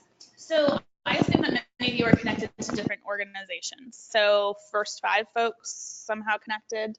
I would say different organizations. So are you a member of an association? Are you a member of a trade group? Are you referring to like being able to lobby and that kind of thing? I'm not sure of the answer. Sure. I just mean like as a Individual? citizen, not as an individual, Sure. not as my organization. Sure. So I would call your legislature. You're an expert, right? I mean, who's your elected? Do you know who your elected assembly member is? Okay. Yeah, I know. There's been a lot of changes. So let's just say it's Assemblymember McCarty. He's Sacramento, right? He cares a lot about early childhood issues, and cares a lot about the connections. He carried a bill last year, AB 11, to try to put pressure on healthcare services to do more. Dr. Pam clearly cares. He gets this at a professional and personal level, truly. And then I would say there's a changing view, even I would say up north with some of the Republicans. First off, Republicans have really moved on this issue. Historically, they didn't care as much, and they've really started to see it. And I don't know if it's because there's several members who have, frankly, children who are autistic, so they're starting to have impacts with the system and seeing how dysfunctional it is. But I would also just say with all the fires, people really see it with the Butte fires, with all the natural disasters. There's a real recognition. So people get it. I don't know that they fundamentally understand it. So I would set up a meeting at your district office, or if you're here in Sacramento in the Capitol, and offer yourself up, right? You're an expert in this. You can provide them guidance in something super technical that I guarantee you most legislative staff have no idea about. Your feedback and your thoughts about how things are or aren't working. Sorry, I don't have much of a voice, but is there a push for owners of childcare centers to pay more? Or is there a push to get grants for that? Or do you know of any resources out there so that, you get more respect as a professional, but you have to be professional to get more respect? I spend a lot of my time discussing that every day of my life. I feel like of late, yes, there is a huge push. There's a huge rate reform bill that both Assemblymember McCarty and Senator Leyva are carrying. It is going to have a very hefty price tag of probably $1 billion over 8 years, but it would actually pay for the cost of care, is the philosophy behind it. So if you're providing Head Start-esque services, it would start paying for that. And the concept is that it will trickle down and actually impact the actual provider. I will also say there's a unionization bill occurring right now. So SEIU and AFSCME are looking to unionize unlicensed or friend and family care providers, as well as family child care home providers. And they, to my understanding, are having conversations with the administration. So unionization will take them probably a year or two to actually get the signatures to get up and running, but that will create a natural push and ally that, frankly, education and childcare has not had. It'll provide political muscle. Sure. Oh, here. Okay. Is every county in the state participating in QRIS, speaking of early education? And First Five, I know, has made some large investments. I don't know in every county, I know in ours. So regarding, professional development, I believe QRIS is open to not only transitional kindergarten teachers, but also, and it may differ with each county, but also for home child care providers and other folks. Yeah.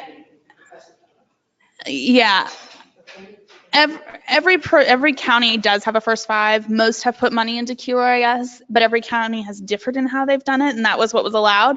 But for centers and all types of centers, there's benefit. We have a question from online, and that is, as ACEs testing becomes more common, what is being done specifically to increase resiliency in those identified with a high ACE score?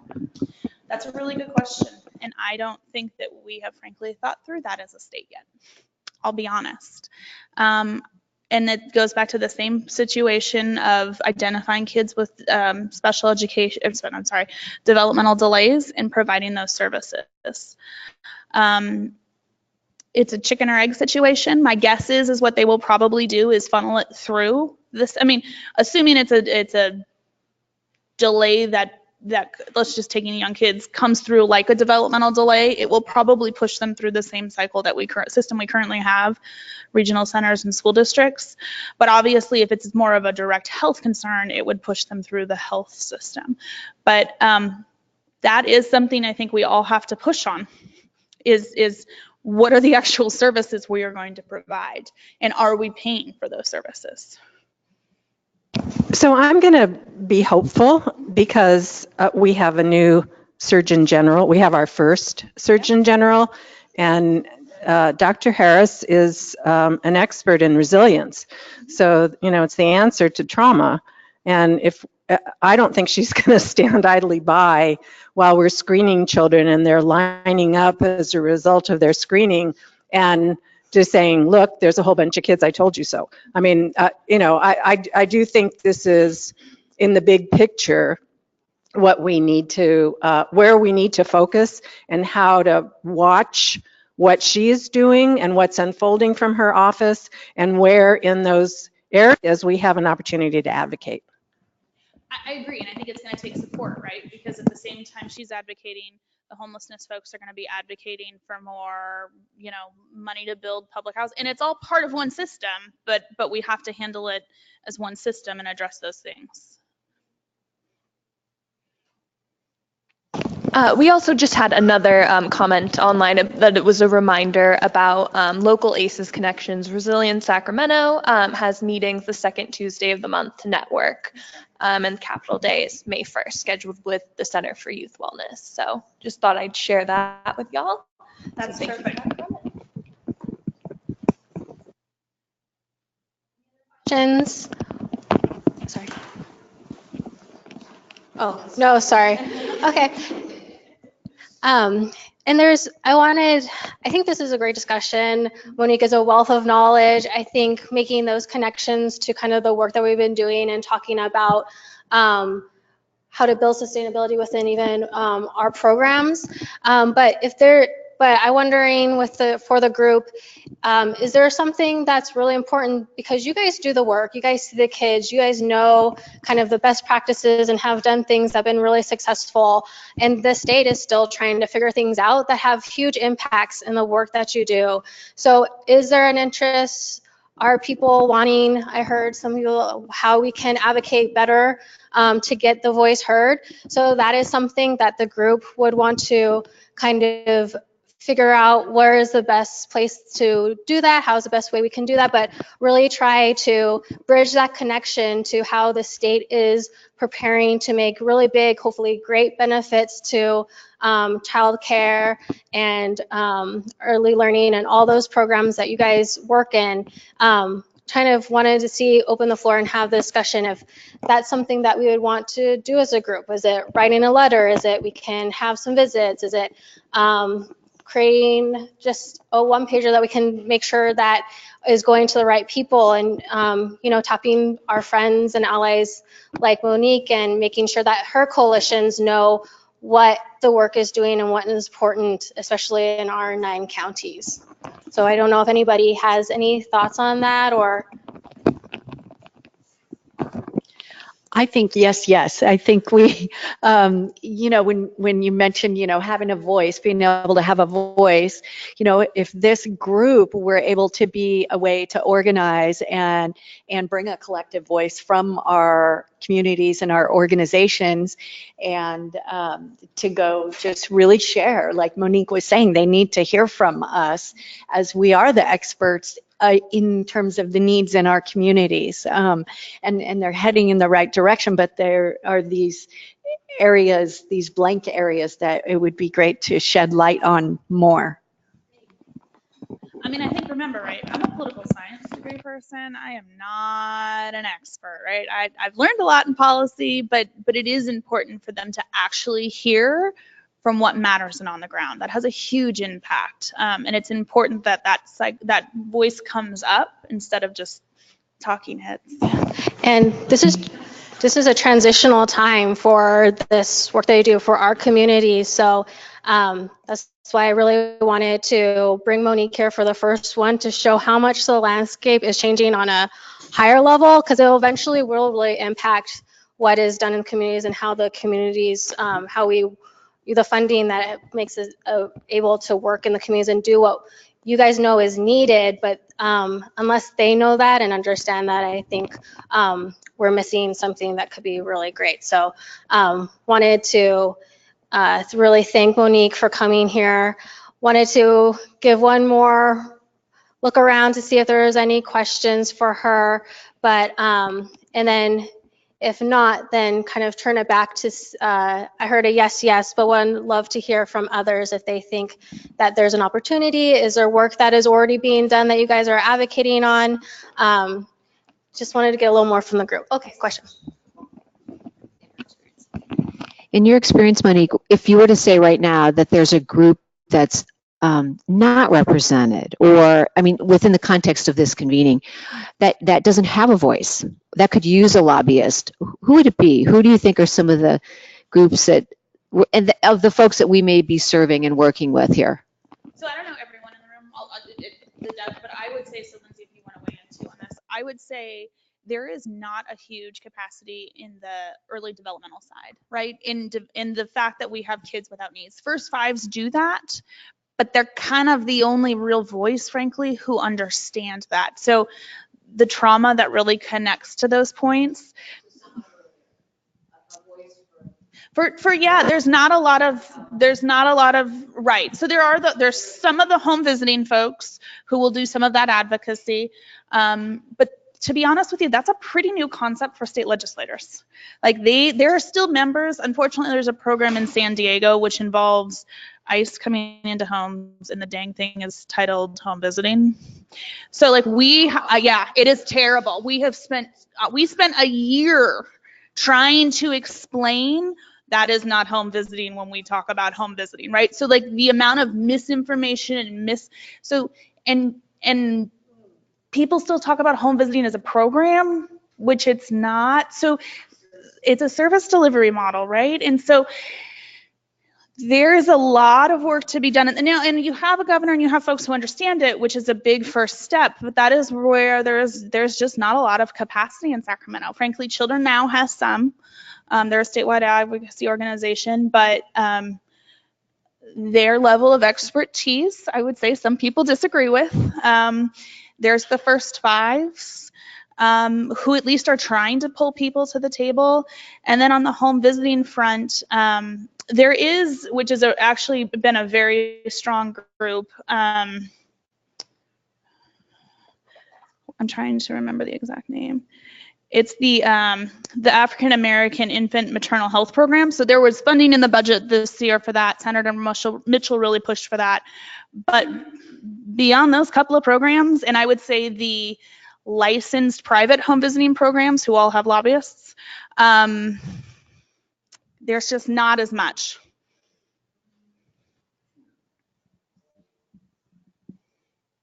Questions for Monique? Great. Thank you, Monique, so much for coming and presenting.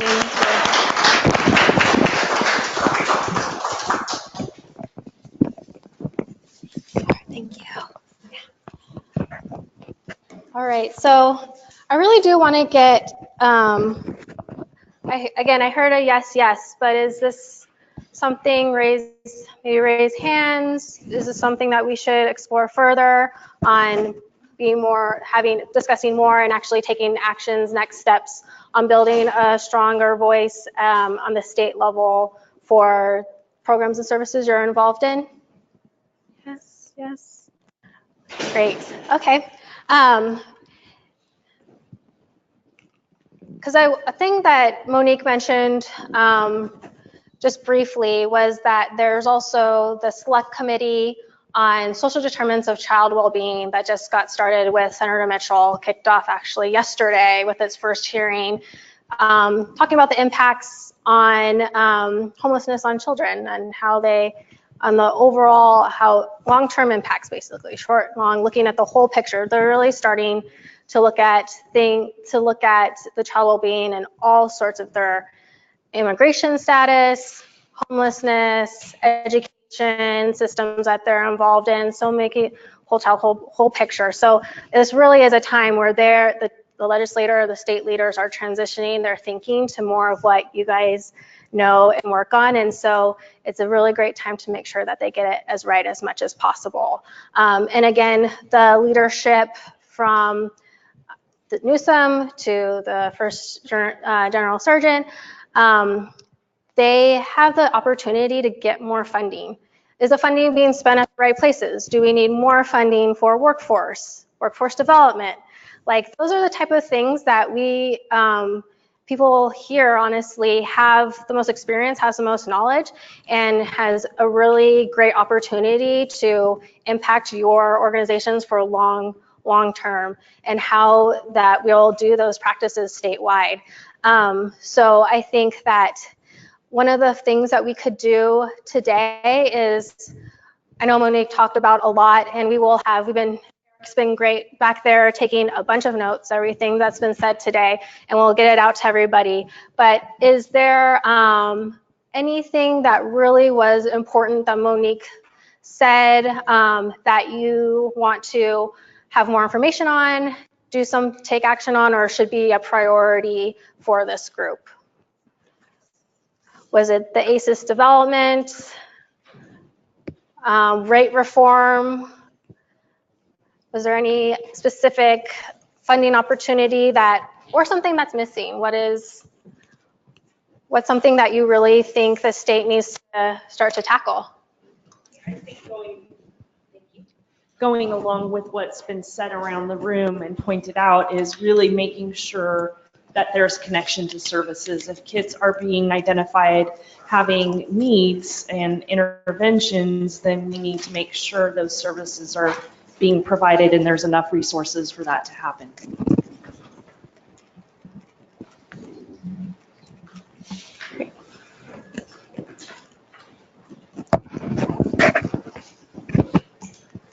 I would like to know a little bit more about the universal preschool, because I think we've all been hearing Governor Newsom wants universal preschool, universal preschool. This was the first time I've seen for qualified or for eligible. Yes. What does that mean? Because I thought it was all kids were getting preschool. Mm-hmm.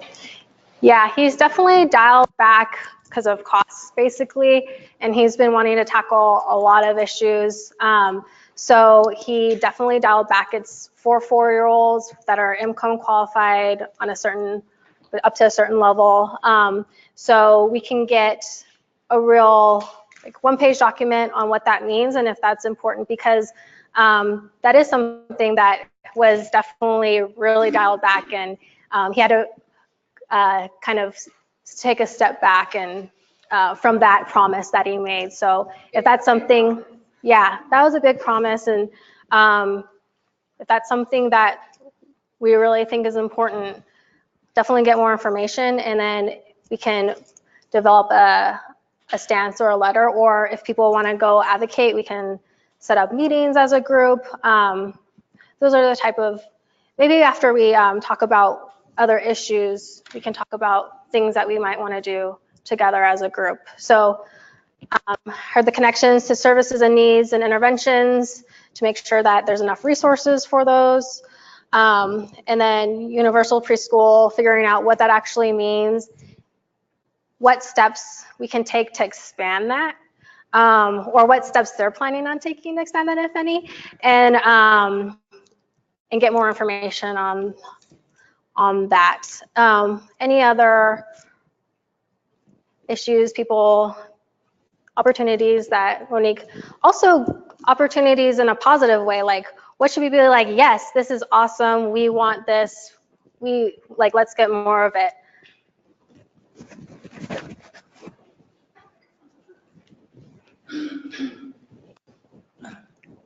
I'm just big into the child care centers and the workers at the centers.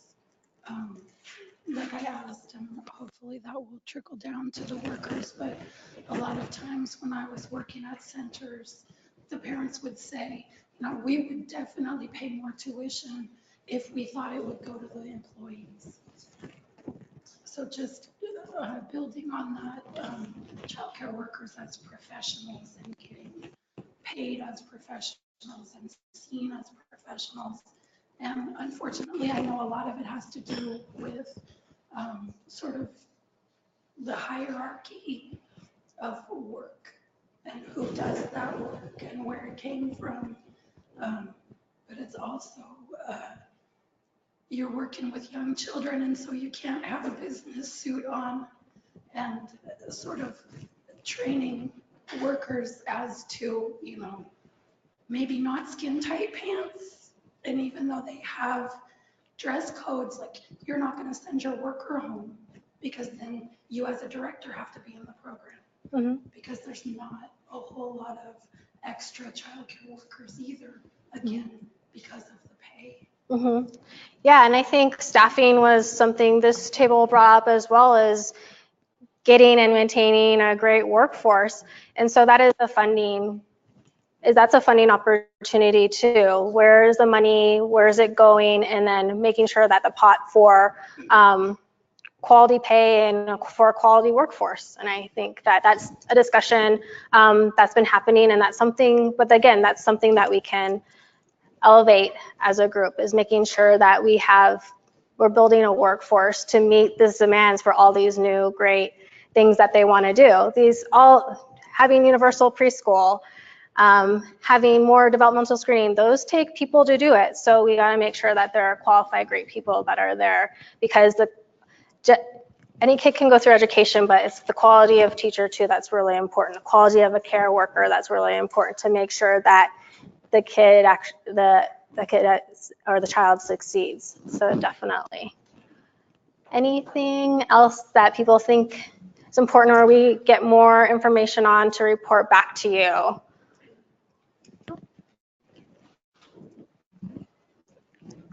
I know it's still evolving, but I do think having information about the ACEs screening and the way that it's going to play out, whether there are going to be community environments involved. I mean, we just saw the pair of ACEs, and is that going to be ignored? I mean, I think there are things that it would be great to just have somebody who knows a lot more about how this works give us information about it.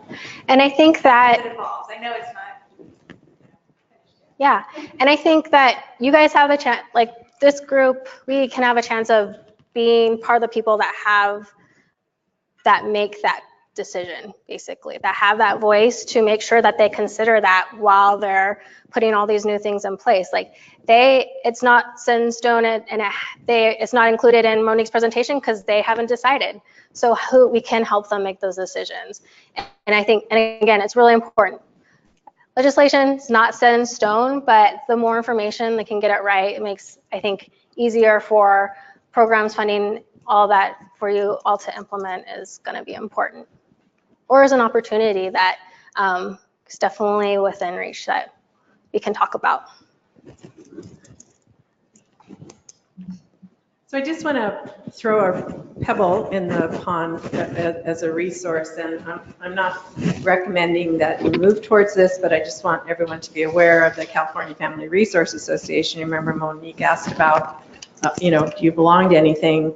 And CFRA is a program of the Child Abuse Prevention Center, which is one of the strategies partners, and follows legislation, has a policy committee, and I'm not sure what you're thinking about doing here is the same as what CFRA does, but I think it'd be really important to understand as a group what CFRA does, what it could do for you, and potentially how you can partner. I mean, either as members or participating in the policy committee, because CFRA is always looking for folks to join that group. So that's awesome. Just it's a resource, not to duplicate the efforts that it's doing, I think is important to Yeah, no, definitely.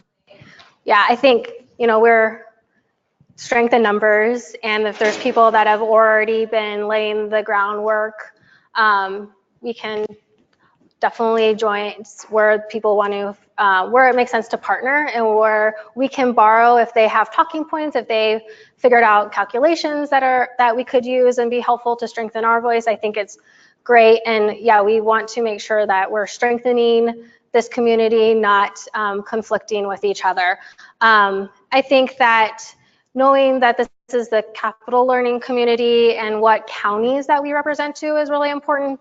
I know we have a lot of Sacramento here, and but Butte and all those other counties, Yolo County, Yuba County, all the counties, having those specific voices for each demographic county and area is a way to basically our region and our scope is a strength. It makes it hard, you know, if we have so many different perspectives and communities and we're far apart, but we also how many legislators that reaches, because you guys all encompass their geographic area, how large, how altogether, how many people that you serve is a benefit. Basically, the strength of who's here, the counties that are involved, I think we can really utilize that as an asset and influence, showing how far reach that the group represents. So making sure that we work with other groups, I think is important. I think that we can also, again, tap Monique and CIFRA and other partners to make sure that whatever we decide as a group aligns and complements and not butts heads.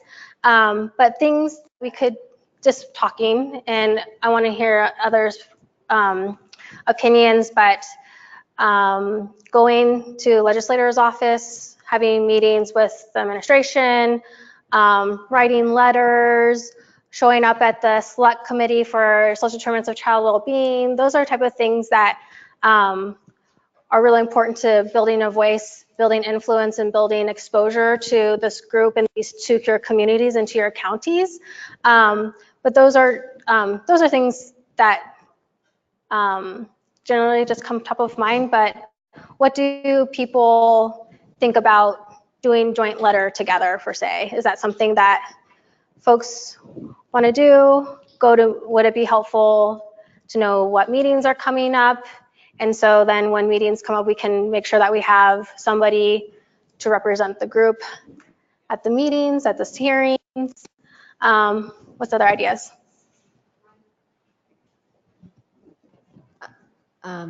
Okay, so I would think it would be helpful. First of all, I think that we have a diverse representation of types of organizations here.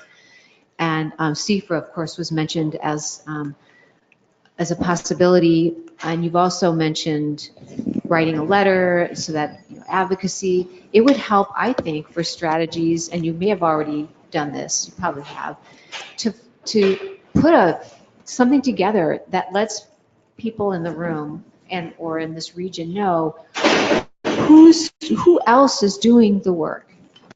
How is it being done? In what way? Because we've heard from Ms. Ramos today about what's happening there. She mentioned the select committee. CIFRA's been mentioned. What is CIFRA's role? And I don't need. There are things I need, but there may be other folks that are newer to the field, newer for many reasons, whatever. But so I think that would really be helpful, because it's great for us to sit down and write a letter. But wait a minute. Whoa. Check in with your board of supervisors. Check in with your electeds. Find out what your county's doing. Find out what your county first 5 is already doing. Find out what your continuums of care are doing in your counties with their HUD housing funding. In other words, there may already be existing things going on that you can align your work with and have a voice through that. And so that might be a role for strategies, in a way, to help guide some of that, so that we're not just not that our voices aren't important, but Yeah, I agree. Alignment is really important. I would say that there is power in this voice, and that there is a really lack of representation, like Monique was saying, of groups that are advocating for these opportunities. So I agree, but I wouldn't diminish the power of coming together. Oh yeah, so definitely. If that's the lens we're looking through, I'm taking that for granted because So we're looking at very upstream types of programs and efforts. So Mhm. that's Yeah. a place to start. Yeah, no, Especially definitely. when you look at all the funding that's been allocated for treatment Mhm. and secondary and tertiary intervention for trauma.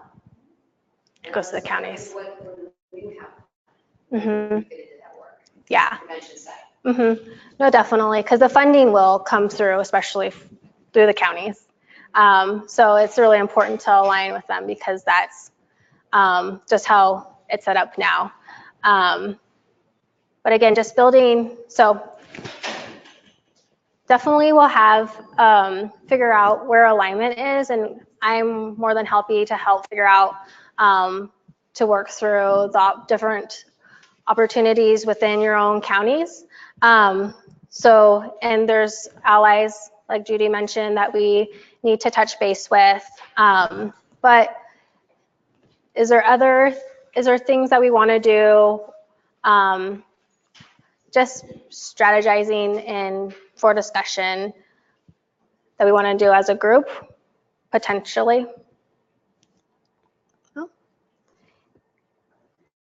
Moving forward with just getting more information about what opportunities are there, providing a one-pager on the 3 or 4 things that we mentioned today of wanting to really look into deeper connections to services, to need interventions, universal preschool eligibility, child care center for workforce development and professionals, and then the ACEs screening, what that really means and looks like.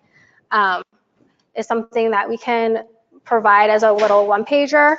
And then where there's other efforts going on and how to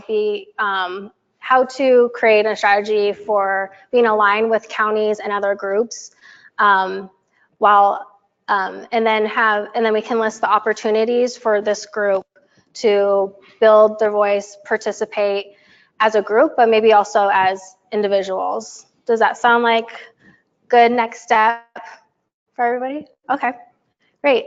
Is there anything else that people want to mention or do? Sustainability, funding opportunities.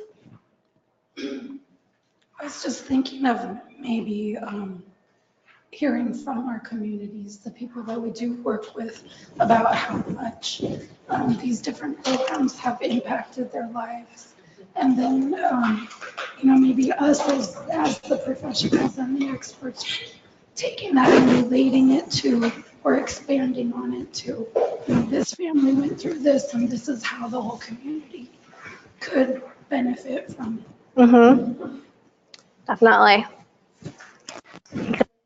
Strategy of how we can incorporate the communities and how we can share with the communities of the type of opportunities and things that we discussed here today and share the importance. Yeah, we had a couple of comments online about funding in general, learning about the funding for the state changes and also finding realistic sources and realistic means for funding within our organizations. So that was something of interest online. Great. We can definitely provide, we had today a handout that outlined what Monique was discussing. So definitely in an email after this, we'll send that out to everybody that signed up into our group. And then can explain, as I mentioned before, a lot of it will come through the county. So opportunities and that are there to work with them, but also where the funding will actually flow from the state budget to the actual on the ground. So Lindsay, can I just add one more thing? It seems like, Susan, what you were saying is really about understanding the landscape. And I think there's kind of 2 levels I'm hearing people talk. One is the state and the other is the local or the county level. So after listening to Monique, that was a statewide lens and really understanding. I think it was really great to have her come at this point to understand transitionally what's going on and how things are really changing because of particularly in the area of early learning because of Newsom and his interests. So eventually there's going to be some bills that are going to emerge because that's how funding is going to get released through the legislature around these issues, right? So understanding the process of how funding happens.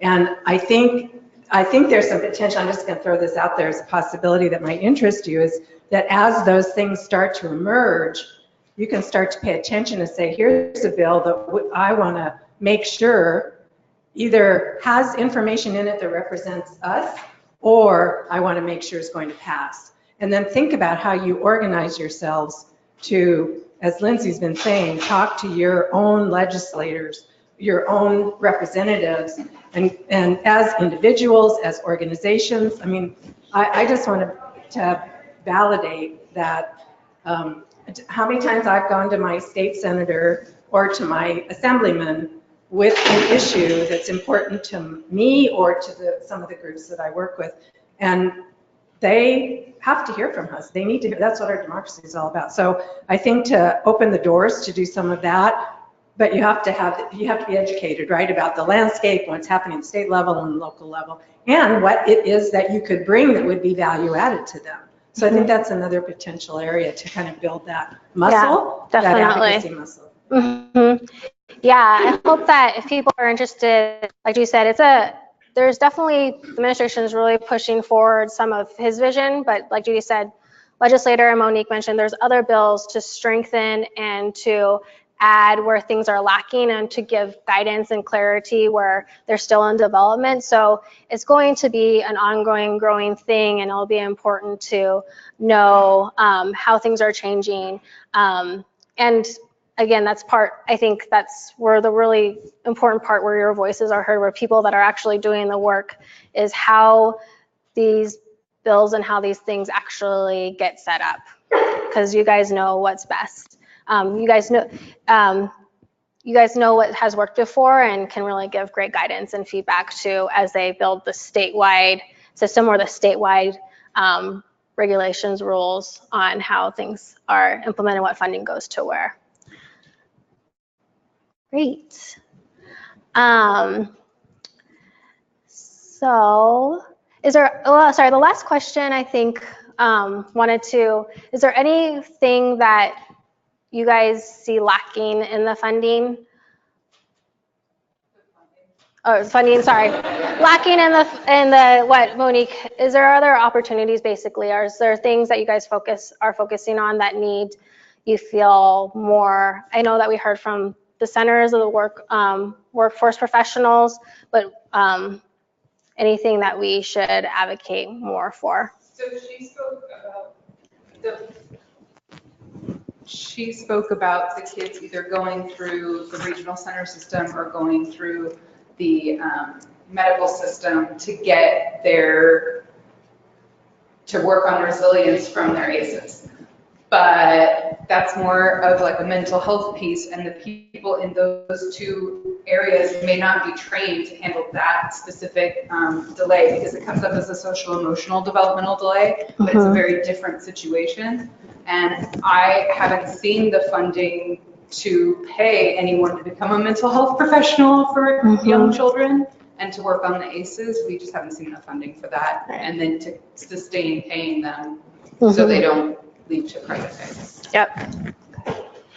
Perfect. I know this wasn't everything, obviously, but I don't know if there's more about things like a standard minimum wage increase. I know that there's research that shows $1 increase can decrease neglect by 10%. So, I mean, just thinking upstream, I would love to know more about sort of economics for families. Great. Awesome. Okay. Thank you. Thanks. Okay, so I think we have got a lot of follow-up. Again, Eric's taking some great notes. We'll put together the one-pager on the priorities that we discussed and the opportunities and kind of key strategies of moving forward with advocating and for funding and opportunities. And we hopefully can discuss even more at our next meeting about potentially if we want to do this as a group, or what work you can do on an individual level too, as well. So wanted to move to just kind of wrapping up the discussion from today. Thank you all for your participation. Thank you for everybody online for your comments and listening in. This was my first learning community, and I'm learning along with you about what the needs are and what the focuses want to be and how we want to move forward as a group. So I really appreciate the participation and feedback. And it would be helpful to know what parts were most beneficial from today, what we will take back to with your organization or team. Just kind of, if you could have a little discussion about that with your groups, and then share some of the things that you were discussing, and then we can wrap it up from there. But just to see what you guys all like, what we should continue moving forward with, and then we'll call it a day. So.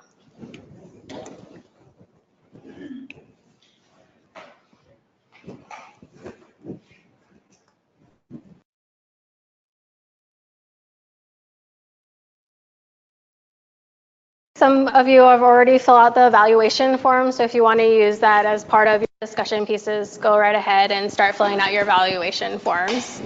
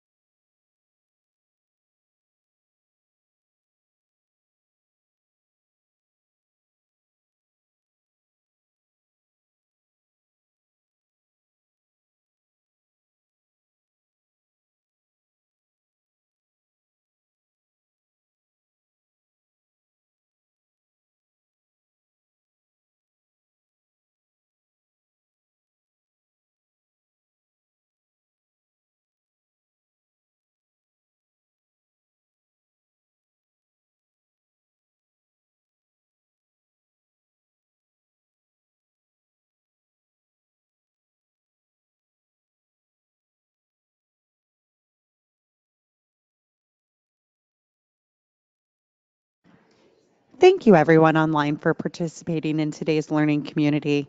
If you have any questions after the event, you're welcome to email info@strategyca.org or contact Lindsay Netta, Learning Community Facilitator for the Capital Region. Have a wonderful rest of your day. Do you need to do something? I'm just sending a. Well, I'm going to click out for all, unless you're ready.